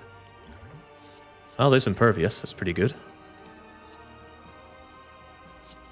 And with Dark Embrace, it draws. Close, but not quite what the doctor ordered. However, if you're just going to let me block for free, I'm going to take the free blocking. And I should just focus on killing this freak as fast as possible, I think. Much as that Reaper would heal, killing him... No, healing's the difference between life and death. Yeah, I'm okay with that. Luck! Come on, the skill potion was always going to give me 1 of 3 skills. There was going to be block there. It just so happens that I got the biggest, chunkiest block card that exhausts for draw. Just so happens, you know? Well, good thing I multiplied the Hemokinesis. We don't know if this is one of the multiplied ones, but we don't really care. Care a bit more if you're vulnerable, though. And weakened, for that matter. He's just not having a good time of it, is he? I'd like to keep him weak and vulnerable, probably more so than dealing the extra damage. And Second Wind is worse than just playing nothing for Orichalcum here. But there's a draw, sure. Oh, hello, Void. Is he dead yet? Wishful thinking doesn't stop these being high-cost cards here. Dual wield misses. Could Battle Trance. Yeah, could get me Heavy Blade and then just get me out of here. Doesn't, but it gets me some block. And I guess I can become ever stronger. Love being stronger. Of all the fights, this is probably a lot better than Donu Deka, because Donu Deka would be scaling up every other turn. And if it takes me turn 9 to deal this to Awakened one, he's pretty much got the total health of Donu and Deka together. There's no sense worrying about these things when he's dead. There are no relics to set up, and I already exhausted both copies of Reaper. Freaking exhaust pile! Oh, dearie me. Anyway, get out of my face. Not too bad. I mean, this deck is garbage. Absolute garbage. The relic support is dubious at best. Relying on Rupture for scaling on A20 is just asking to die. But that's okay, those that live defy death. Well, at least we have a lot of money. No courier, though. No Membo card. I could rest for 6 health and a card reward, or I could upgrade... what? Not Dark Embrace, it does nothing, because the energy reduction doesn't play with Snecko. Snecko randomizes it anyway. You already upgraded, curse, curse, curse, so is any of the rest of this worth even considering? Power through in second wind for some actual block, but I think I actually might just prefer the card reward. I'm with you on second wind giving nice extra block, but really? On the other hand, what possible way do I have to block the heart right now? I'm thinking nothing. Heart's going to destroy me with Beat of Death. We know we won't have Lizard Tail to purchase because it's already been and gone in the shop, so our get out of jail free card for dying is pretty much Fairy or Bust. Battle Trance does draw 1, but with Snecko already drawing an extra 2, the Battle Trance doesn't play much. Does not play, but it doesn't play that much. Power Through itself is a big chunky 20 block. Shot might have Feel No Pain or Barricade, yeah, but so might the Dreamcatcher. I actually think looking at 3 cards is worth more than an upgrade here. Chance of a rare card is nothing, but let's have a look anyway. I would probably not object to another power through. No, but maybe. Freaking Rupture. Makes sense with the back patting, right? Patting myself on the back so hard it's bleeding out. I think I might need that power through. Block game is just so insufficient. It also makes it much more likely that power through goes together with second wind. Alright. It's better than the second wind, because second wind could be a liability. Alright, well, let's move forward. We have obnoxious amounts of gold. The mob bank's already paid me 72. Because the mob bank triggers for even the interim floors, like when you see the heart and it squirms and bleeds, but you put the keys in. It triggers on the... it's not relevant here, but it triggers on getting the boss relic as well. Triggered on this rest, and it triggered coming into here. This better be the best shop I've ever seen. We're talking calipers, fairy, on sale cards that I want. No! Freaking no, man. It's not happening. Tell you what, this is happening, though. Holy hell, that is strength. And that is strength payoff, but I already have heavy blades, so no. Ah, Jesus, man. Do I want another power through? I'm not so sure about that one. Gaining dexterity... I mean, I have so much money, we better spend it. I don't like my strikes, but I hate my defense even more, but the defense can go with second wind, but...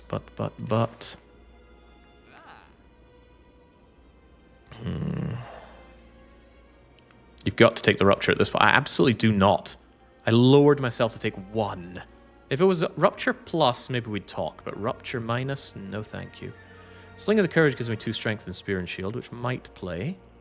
Getting Dexterity is actually going to play with second wind, believe it or not. I'll take it. Need some potions here. I definitely want Liquid Memories, and I probably want Blessing of the Forge. I'm eyeing up that third power through, but I'm not so sure about that. The deck gets a little bit unwieldy by adding all of these things, but if I'm going to add anything, I should probably add some source of block. You can upgrade second Rupture now. How? Where's the upgrade? I mean, maybe I get the... No, I can't think of anything to upgrade Rupture. There's Whetstone for attacks and something else to upgrade skills, but I don't think there's a relic that upgrades this. Yeah, removing a defend is pretty tempting here. Yeah, 2 strength versus spear and shield is fine, but removing a strike or defend is also good. Having added kunai, I'm a little less keen on removing a strike. And I'm still very keen on removing defends, even with kunai. Because the deck has now gotten considerably fatter, the odds of getting second win together with defend are a little bit lower. Haha, yourself. Good Instinct is not good. It gives 6 block. That's like adding a defend to my deck. Why would I want that? Here I am looking at removing a defend, and you're like, oh, take this defend. Come on, Pepper. Thought we were closer than that. Yeah, removing curses does make sense here. I want all the strength I can get. Removing bash is not unthinkable, but there's no way I would remove that over a strike, so it's unthinkable. Yeah, it's just defend or strike. I'm just thinking about it quite a lot. Because the Shuriken Kunai does work together, but there's also the thought that most of my strength scaling now comes from self-harm. Bye, defend. Deck is too big for me to consider defends coming together with second wind at a good enough pace. Alright, I still don't rate my chances are very high, maybe 30%. But let's take all 30 of those percent and ram them right up Spear and Shield's... God, where does a man ram? Dual wield Dark Embrace for limitless draw. Genuine consideration. Because then I can just play Parasite and draw 3 cards. Wish I had Mummy Hand here, by the way. Oh, you stop that, Young. You know what you're doing. Because I know what I'm doing. You think there's a Cloaca there? Alright, well. I guess that's what the Dark Embrace is. Ironclad. It's got a whole new perspective there. I think just drawing endlessly is good. Pommel Strike could admittedly get me something better to dual wield.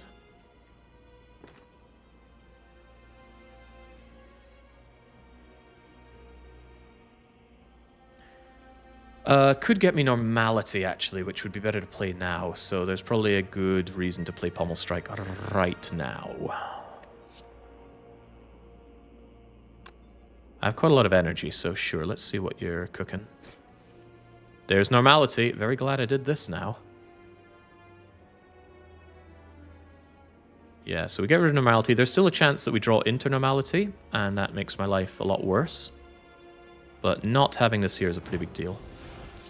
And we're going to... yeah, Reaper's tempting, but no. We're going to Embrace the Darkness, Embrace the Darkness, Embrace the Darkness, and then draw 3. Potentially another 3. I can Reaper for free. Don't be Normality, and we're good. It's not normal. Whoa! Uppercut into uppercut. I guess my executive decision to mirror the uppercut's paying off here. Because I can have Weak and Vuln on the spear right now. Although I could weaken Vuln the shield, I probably want to stop his enormous attack next turn from being so enormous. Liquid Memory is the dual wield and kill on turn 1. I don't think killing is happening here, sadly. Even with vulnerability going. Wait a second, why is this doing 39 damage? Oh, Duvudal! Duvudal, you beauty. Okay, yeah, that does make Liquid Memories phenomenally good here. Uppercut, uppercut, heavy blade to death. Mix in a Reaper for good call. No, don't. Reaper could draw more Normality and then end this. There's the argument for having a lot more uppercuts if I think I can deal enough damage. Why do you need the memories? Because I want dual wield back so that I can have 3 copies of Heavy Blade Plus, which will do about 60 damage each. That's got to be considered quite good. So yeah, I think we uppercut, uppercut. Yeah, we also have Hemo and Blood for Blood. We have so much damage here, it's unreal. I could even bring it back for the uppercut, so we uppercut, uppercut, uppercut, uppercut. Then they're both weak and vulnerable. I don't think that'll be enough to kill, though, but having weaken next turn is pretty cool. Does this not kill without the potion? Good question. Let's analyze the situation. Get rid of that. Give you that. Become even stronger.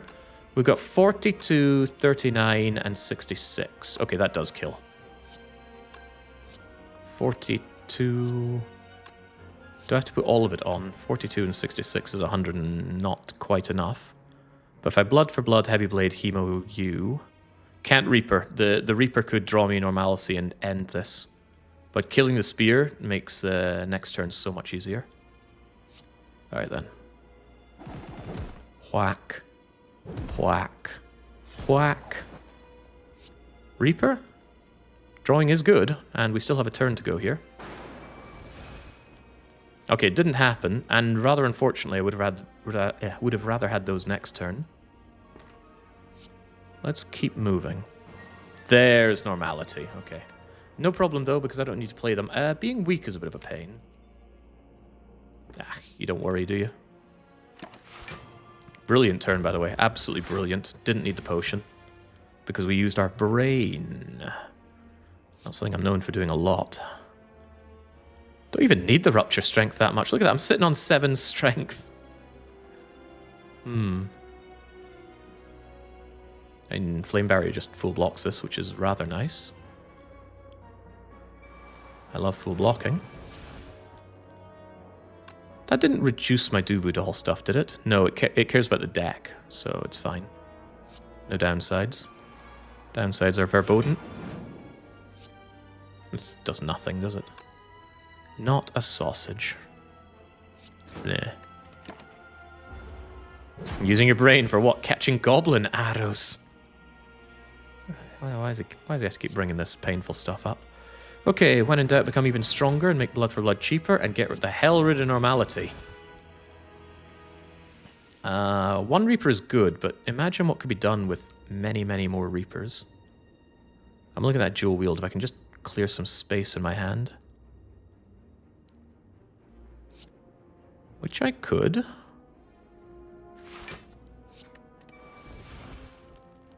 Ah. Wait, are they coming back at the same bloody cost again? Power through second wind stops me from taking damage here. I was just contemplating a way to blood this guy to death, but let's just play this a little bit cautiously. I'm not looking to die. Oh, I don't even really need to second wind this away, but it does get rid of a lot of garbage. Still draws as well, which is phenomenal.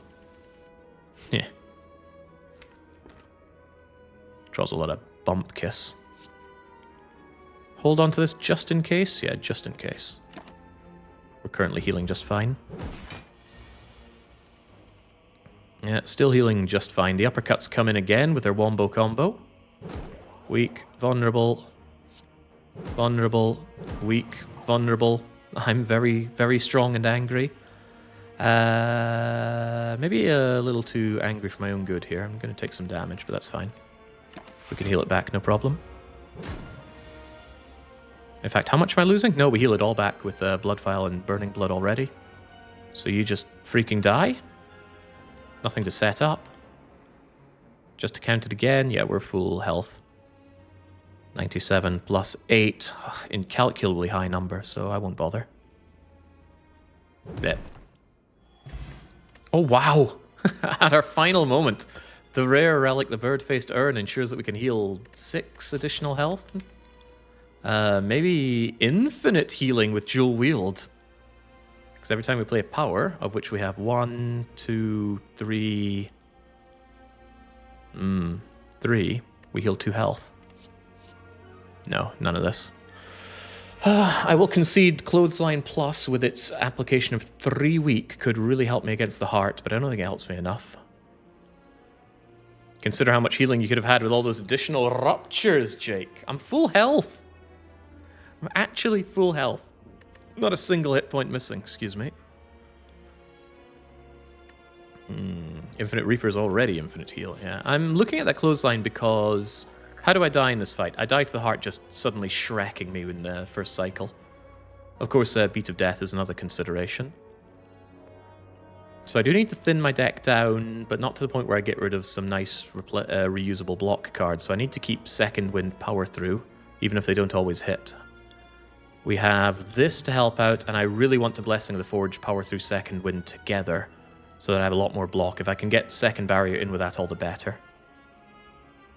But we should have the strength to kill the heart. It's just having the stamina to withstand the heart. Clothesline helps a bit with that, but I don't think it's worth the clogging. Uppercuts cover my weakness application fine. Alright, alright. Wait, I can't color in the heart? Rigged. R for rigged. Alright, let's go. And whilst you consider turn 1, I need another water break. I'll be back momentarily.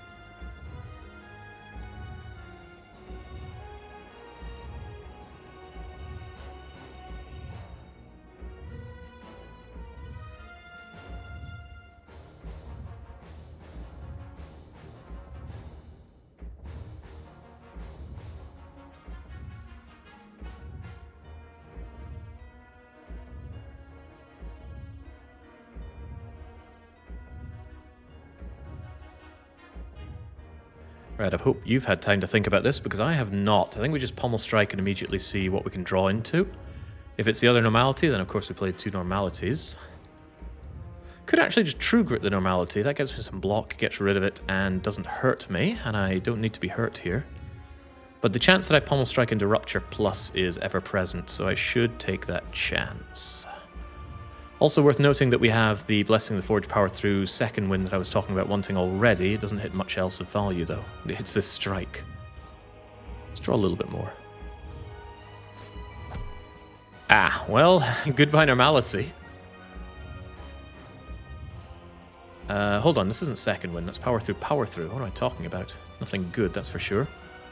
True Grit is a normality, get rid of another normality, and I'd be very sad at how poorly this turn has gone. Yeah. Does the potion upgrade the curses? No, no curses have upgrades. To be clear, the only card I've played was the strike thing, right? Yeah, sure. Buy normality, buy other normality. Hurts me even through my block, by the way. And I suppose if nothing else, we get Kunai and the other thing. Kunai and Shuriken. It's quite rare to get multiple ninja relics. A Shuriken, Kunai, and Ornamental Fan. And they all buff you up for playing 3 attacks. The Fan gives me block, which I suppose doesn't really play here. Alright, so that was a bit sad. We didn't really get any setup other than eliminating normality, which could be considered good. There's that horrible situation where I Dark Embrace or Battle Trance into normality and stop my turn dead before I've even blocked the incoming damage. So, yeah, that's about the only good side we can see on that opener turn, because it was pretty terrible otherwise. In come 5 nasty things. Why stop at 5? Here comes the 45. Fortunately, Uppercut is here to make sure that the heart is weakened on everything he does. Unfortunately, of course, there's nothing particularly good here. I'm probably going to leave the Parasite so I can play it later for Dark Embrace Draw and Rupture Strength. I'm so unfamiliar with Rupture, I had to check its name there. Yeah, Rupture doing its traditional floating to the bottom of the deck thing. I know. We double check to make sure there's nothing worth liquid memorizing. What could happen is I draw something like 3-cost Reaper, 3-cost Dark Embrace together, 3-cost Evolve. I let one of them discard and I liquid memories it to play it at a 0 cost. But this is a really quite terrible opener. Getting Uppercut is decent enough. It'll block a lot. But we are in hot water. Does that Defend help me in any way? Trying to imagine Defend doing some blocking for me, but it's not happening, is it? That's... yeah, that's true. Whatever. Wait, it might play. Let me run... I'm trying to save 1 health here. If I play Defend, then Uppercut... I don't play the Strike... Maybe I need that Strike. Damage is pretty important. Yeah, you're right. Getting a good dual wield is a pretty important use for the liquid memories as well. But we can't guarantee that the draw goes that way. Alright, let's bring on the pain. Ouch. And there's even more pain coming my way. Where's my block? Where's my draw? Oh, gosh.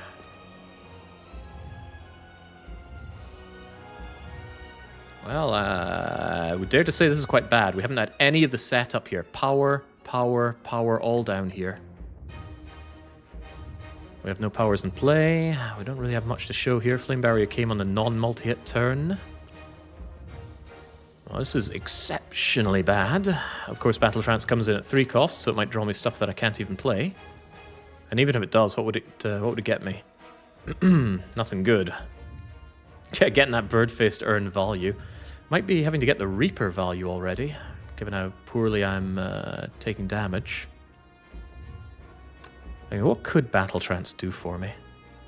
It could very easily just draw me my powers at unplayable prices. Yeah, this has been a really, really horrible draw order.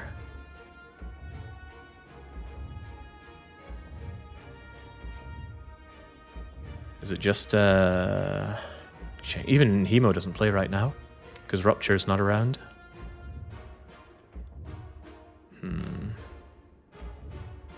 Drawing powers now could save you. Yeah, but I'll only have 1 energy. What are the odds that I draw the power at 1 energy? If I draw the Void, I'm at 0 energy. You could potion them. That is true. We draw 3 and then we draw 7, which allows me to very likely potion dual wield them. Alright, don't screw me. That kind of screws me. Then again, dual wield is at 0 cost. That has to be considered good. In fact, I can dual wield the Reaper right now and get some much needed healing going. And it is much needed. Damage is much needed as well. So what is this? Heavy Blade, Hemo, dual wield Reaper. I think it is. And the dual wield will be something that I can bring back to... Well, would I even want to dual wield either of these? Depends on their costs, I suppose. Dual wielding the Uppercut, if it comes in at a low cost, is much more reasonable. So I can keep the heart permanently weakened and vulnerable. Notably... Yeah, there's block, actually. I need this to not be redunculous cost, and then we might have something going. Currently, we have not much going.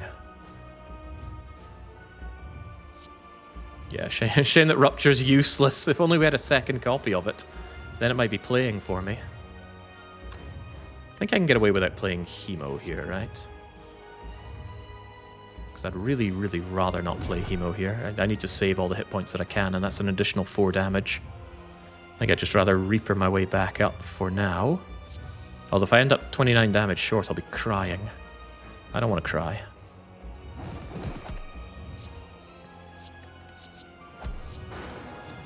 It hurts. It hurts. It hurts. Alright, okay. I'll just keep it moving. Alright, I gotta say, the draw number is working out well for me, because here we go, we've drawn everything. And now we can quite happily go back and grab our zero-cost dual wield. Unfortunately, uppercut is not at a dual wieldable cost, really. That's unfortunate. I could still do it to Dark Embrace, because it does draw a ton.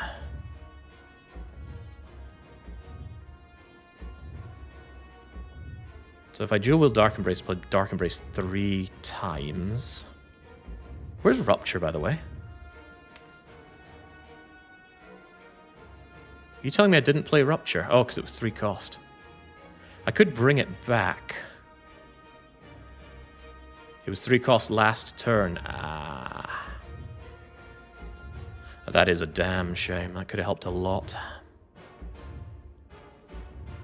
And that void, of course, stops me from duplicating the uppercut and bringing on more weakened Vuln. I have to play the uppercut, or else next turn I just get ruined. But I need to play, like, everything here, which blows. I think it's just Dark Embrace uppercut, as sad as that is. Does a Forge Pot make Dark Embrace 0? No, it would make it 1 if it was more than 1 cost. I think it would also make it up to 1 if it was 0 cost, which isn't good. This is just awful. Of course, the second wind doesn't play either because there's nothing to block.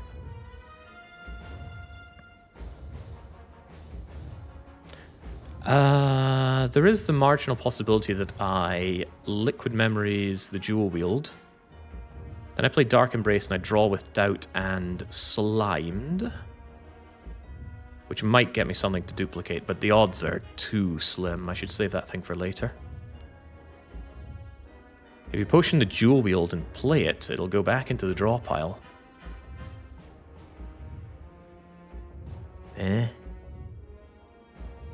Yeah, I potion it, I play it, goes back into the draw pile. What does that achieve, though?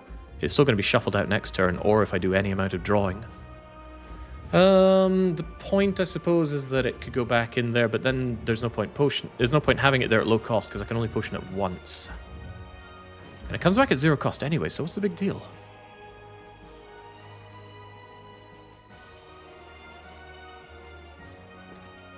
I think I just have to accept that this turn sucks, Dark Embrace uppercut, and carry on with my life.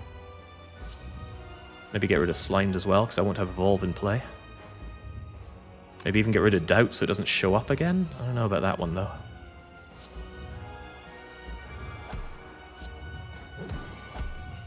Painful. Absolutely painful. Right.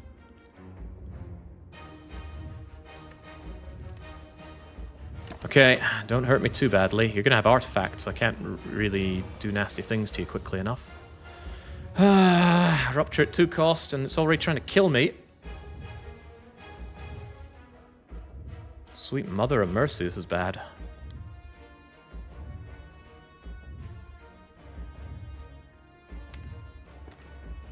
Not vulnerable anymore. Thanking the heavens for small mercies, but this hand is untenable.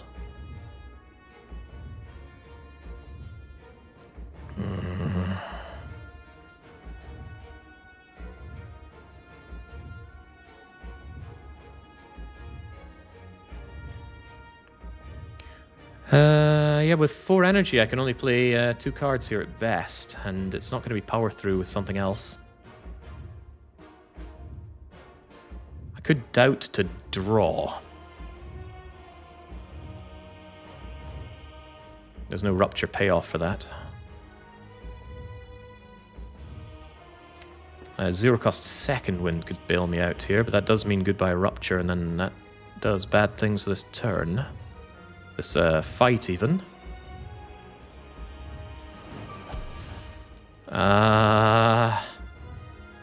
Things are getting worse, not better. A lot worse, and no better.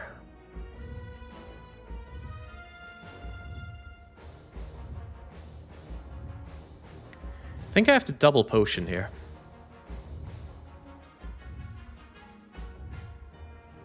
I think I have to upgrade Pot, Flame Barrier, bring back Flame Barrier. It does good counterattack damage and reasonable block. But I can't play anything other than that card twice. And then I'm really quite boned, because he's no longer going to be weakened. And I have no way to weaken him. Ah, my block cards, of course, are the 3 costers here. Oh, jeez.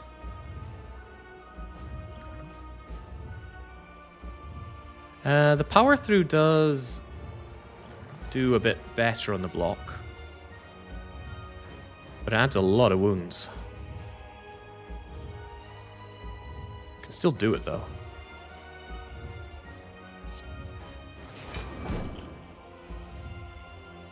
Just keep me alive enough to not do that, because I might desperately need that later. Yeah, I am alive for now. Because it might come down to weakening him next turn, although I'm quite certain that's not going to be enough either. Without that Volve in play, I'm not going to have my hand large enough either. This is really bad.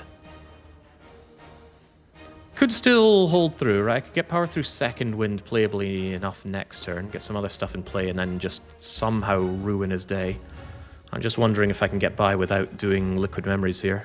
Because Liquid Memories could save my life later, whereas now it just keeps me a little bit further with my head above water. Because right now I have 54, so I'll go down to 9.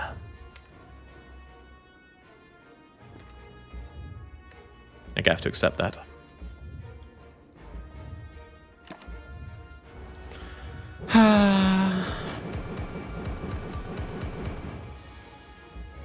Yeah, there's a 47. Hey, there is power through second wind at playable rates.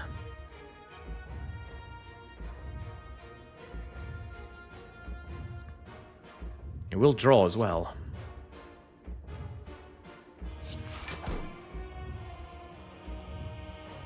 Yeah, it draws quite a bit.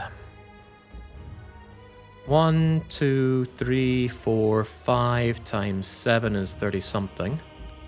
And the Reaper, it's a shame you're not vulnerable. I'd love to get that Reaper in for something. But I think I need this draw to get me like something good, like a dual-wielded uppercut to perma-weaken you. And the Liquid Memories could still come back and play this turn. Trigger at the strike?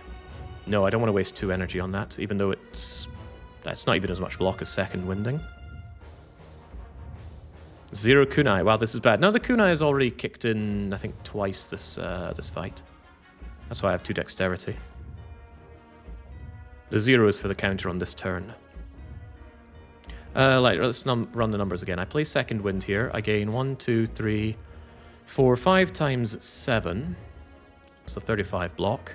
32, really. Bring me up to 47. That's perfect. Kind of.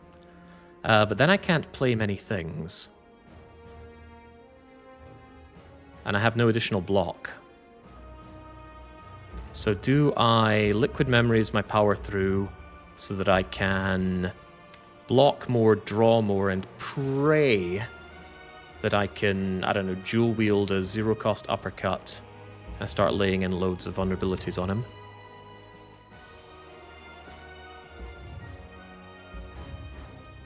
Because there's a chance that I draw Bump Kiss and then it doesn't really matter what I can and cannot play.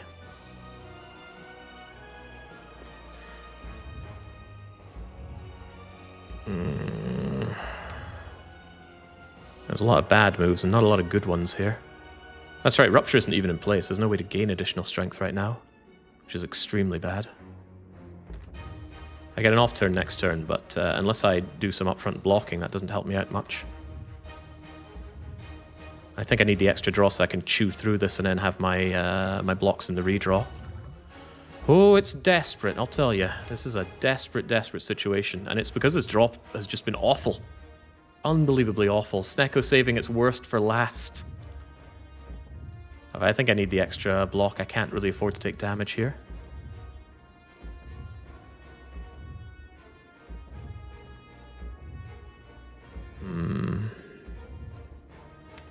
Alright then, bring back power through plus. There is another thought that, I could bring back uppercut plus and then dual wield it. But without additional block, I'm going to kill myself through playing cards that way. I don't like this. Zero cost power through plus with extra wounds on top, please. That's what I ordered.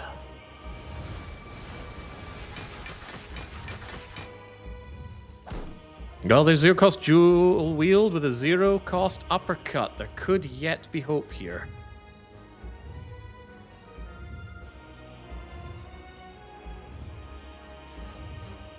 It'll be vulnerable enough for me to launch one last Reaper for some desperate healing as well.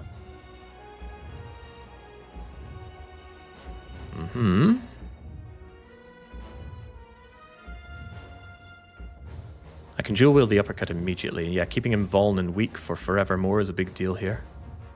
Kind of overblocked here. Wish I had calipers, but...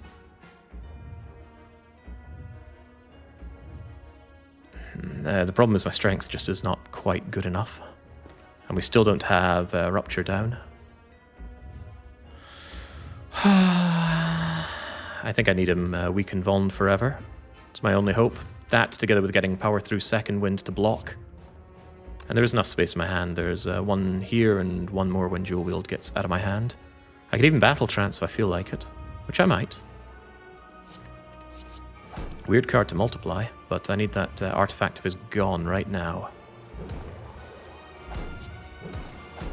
There we go. Weak and vuln and weak and vuln. I get some much needed kunai. If I draw, I reshuffle.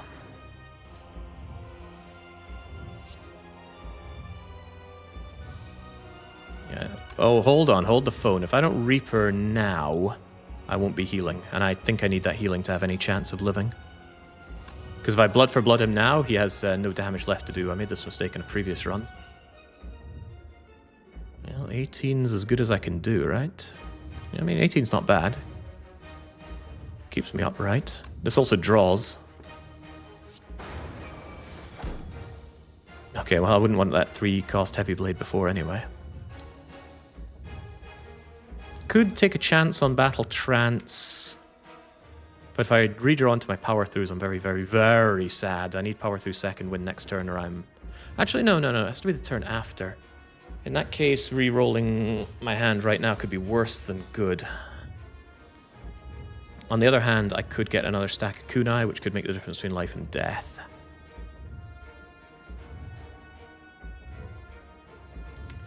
On the other hand, it shuffles out Heavy Blade, which is quite unacceptable. Need the damage. Shuffles out Wound and Slime, though, and I don't have Evolve down. It shuffles out Evolve, for that matter. Good blood for blood battle trance.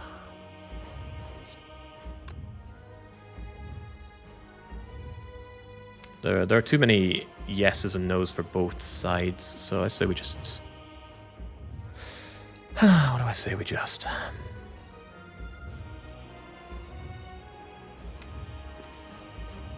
Let's do this. Oh! That's kunai, even more weak and vulnerable. Unfortunately, power through is here, but you can't win them all. The extra kunai could make the difference between life and death, but we are currently walking along that edge. Other opportunities, I just deal enough damage to kill him here and now before he gets his next hit on me in. We now have the health to manage that. Second wind is here. That's very bad. Power through is there. That's not very bad.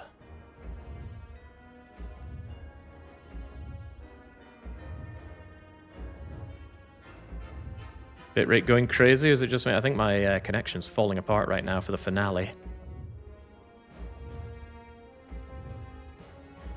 Right, what am I looking at here? Like flame barrier, uppercut, uppercut. He's already weak and vulnerable forever. Alright, come on, hold.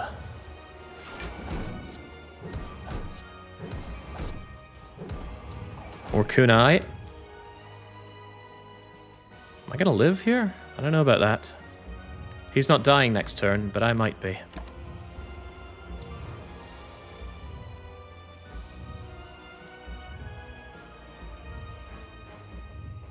I think it's over.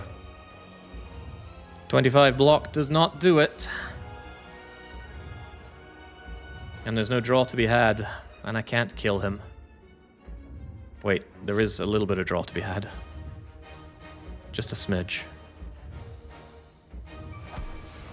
Oh! I don't think it's enough, though. We sure about that?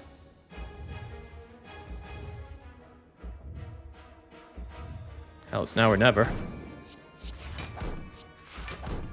Wow! Oh, wow. Okay, still staying alive here. I still have his big hit coming in next turn. That's going to be even harder to block. Second wind power through could save my bacon, but we don't really have additional draw here.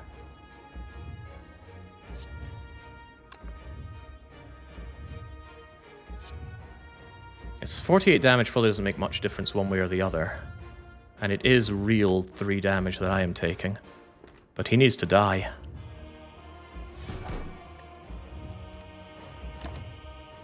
Go, Flames! Ah. Second wind's at 2 cost. I have a chance to draw power through here. Second wind on its own actually blocks. But I think I need to battle trance second wind. Yeah, decent chance of getting Rupture or power through for more blocks. So yeah, we battle trance and we second wind. If the battle trance draws 3 attacks, I die. Is that right? Yeah, because I only get rid of evolve and wound for 20 block, which won't be enough. So I need power through or Rupture on 3 draws.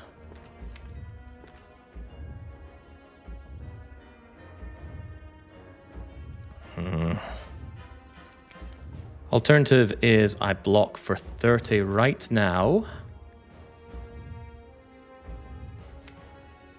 We have power through. I think he dies if I just block this turn, because I can power through Heavy Blade. Better not to take the chance that I die. Yeah, I can't kill him this turn. I'm well aware of that. But I can live. I block 27. Take 9. Go down to 2. Then I power through and just kill him. I better kill him.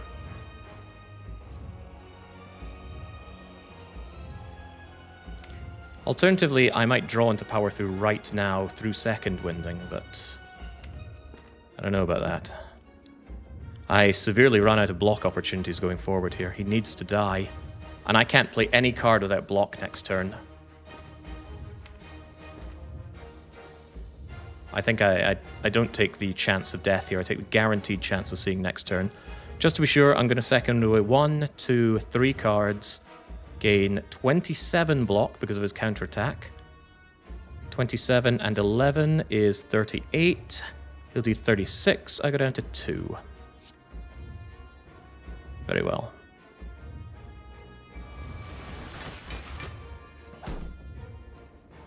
Ah! Well, that could be considered even better. Now I don't go down to 2. Alright. You son of a gun. I don't even have no draw here.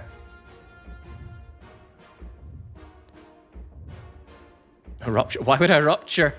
I just lose 2 for no good reason if I rupture. Rupture Hemo for some strength is reasonable, though. Ah, man. I think the local recording is what's going to be going onto YouTube here after Balaton's work against me. Yeah, Rupture gives me Earn. That much is true. And Hemo does a ton of damage whilst also strengthening me for the inevitable Heavy Blade finisher next turn. Could even be this turn if I want to Pommel Strike, but I think I'd rather Hemo Uppercut. Still staying alive. Still staying alive. 12 times 5. Yeah, he's dead. Alright, thank goodness.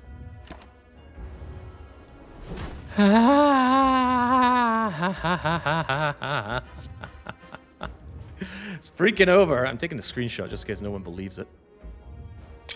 Ah. Warida. Get me out of this hell. What a freaking run. Never, ever, ever take Rupture unless you have literally no alternative. And let me make it clear, we had no alternative. Game offered us, I think, 8 Ruptures. We took one, and it did everything in its power to screw me. Oh my god. We'll set that freaking streak to 2. Oh, jeez. Okay, well, normally it's up to me to pat my back, and you have to understand, I'm getting a sore arm for that. But for once, somebody comes in and aids me a bit. Vino Paolo comes in and acknowledges what a stupendous run that was. 3.5 hours of abject pain. So much aggressive marketing. So much money I couldn't even use. I think this is the star of the show, all things considered. What do we do without Duvu Doll? Because Rupture completely failed us. Rupture did nothing in that fight, even without the strength. Heavy Blade finished it off there. Rupture just bricked us. Bricked almost every freaking fight. I think the only thing it actually helped with was Slime Boss? And not Slime Boss, the other slimy one. Time Eater. Never ever. It's too slow, it's too unreliable. There are no nevers in this game, but almost never take Rupture on A20. Again, we only took it because we had no other option against the champ. And then what does the game do? It gives us freaking Power Potion to kill the champ with Demon Form. That is the saddest Rupture pick you'll ever see. Let's have a game of Count the Ruptures, shall we? I think my internet is falling apart, so this might spell the end of the day.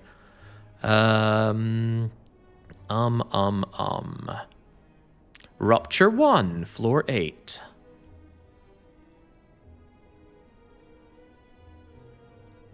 What was the power here?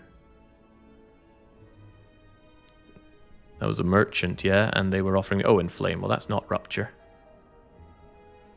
Felt like there were more Ruptures on the first act. Rupture 2, floor 18. That one had Metallicize. Second Wind. The power here was Fire Breathing. No, no, no. True Grit, Entrench, Rested. Rupture 3 here on floor 29. We took that one. The library. Did you have a Rupture in you? Unbelievably, it did not include Rupture. Rupture wasn't going to be one of the rare cards here. Twins Connect, Under the Right, Warcry, Flame Barrier. Seeing Red, the Sword Boomerang that I didn't take. 2 Normalices, which did not hurt. In fact, they helped us. I rather liked that. That was another Inflame at the shop. Perfected Clash, Twin Strike, Battle Trance, Berserk, Dark Embrace, upgraded. The potions, power through. Oh, look at that Rupture on 53. Rupture again on 54. At least there was no Rupture offered from Spear and Shield. Is that 5 Ruptures then? That's rather a lot for an uncommon power. Okay. I wanted to play the other characters, but I see my internet is kind of falling apart at the seams. And to be honest, that was an incredibly draining Ironclad victory. There was not a lot of room for error. There was some room for error because I made errors, but Meat on the Bone healed up 48 of those errors. We gained 56 strength from Shuriken, probably a lot more than Rupture had to offer. And Kunai legitimately saved the run there. Without the extra dexterity on those blocks at the final moment, I was dead. And it was a great decision not to risk it on the draw with Battle Trance. Instead, we just focused on killing the heart, which we did barely. One more turn and I was out. You missed a Rupture before the one you counted first. Really? I was at 5. And I thought the first Rupture I counted was... Oh, did I miss the shop one? 5. Well, whatever. There were a lot of Ruptures. We took one and it was a liability. Maybe if I'd upgraded it earlier, I would have mirrored it, but then I wouldn't have mirrored my uppercuts, and you saw just how vital the uppercut was Our block game was pretty crap, so keeping the enemies weakened was just so important. Yeah, there's Rupture.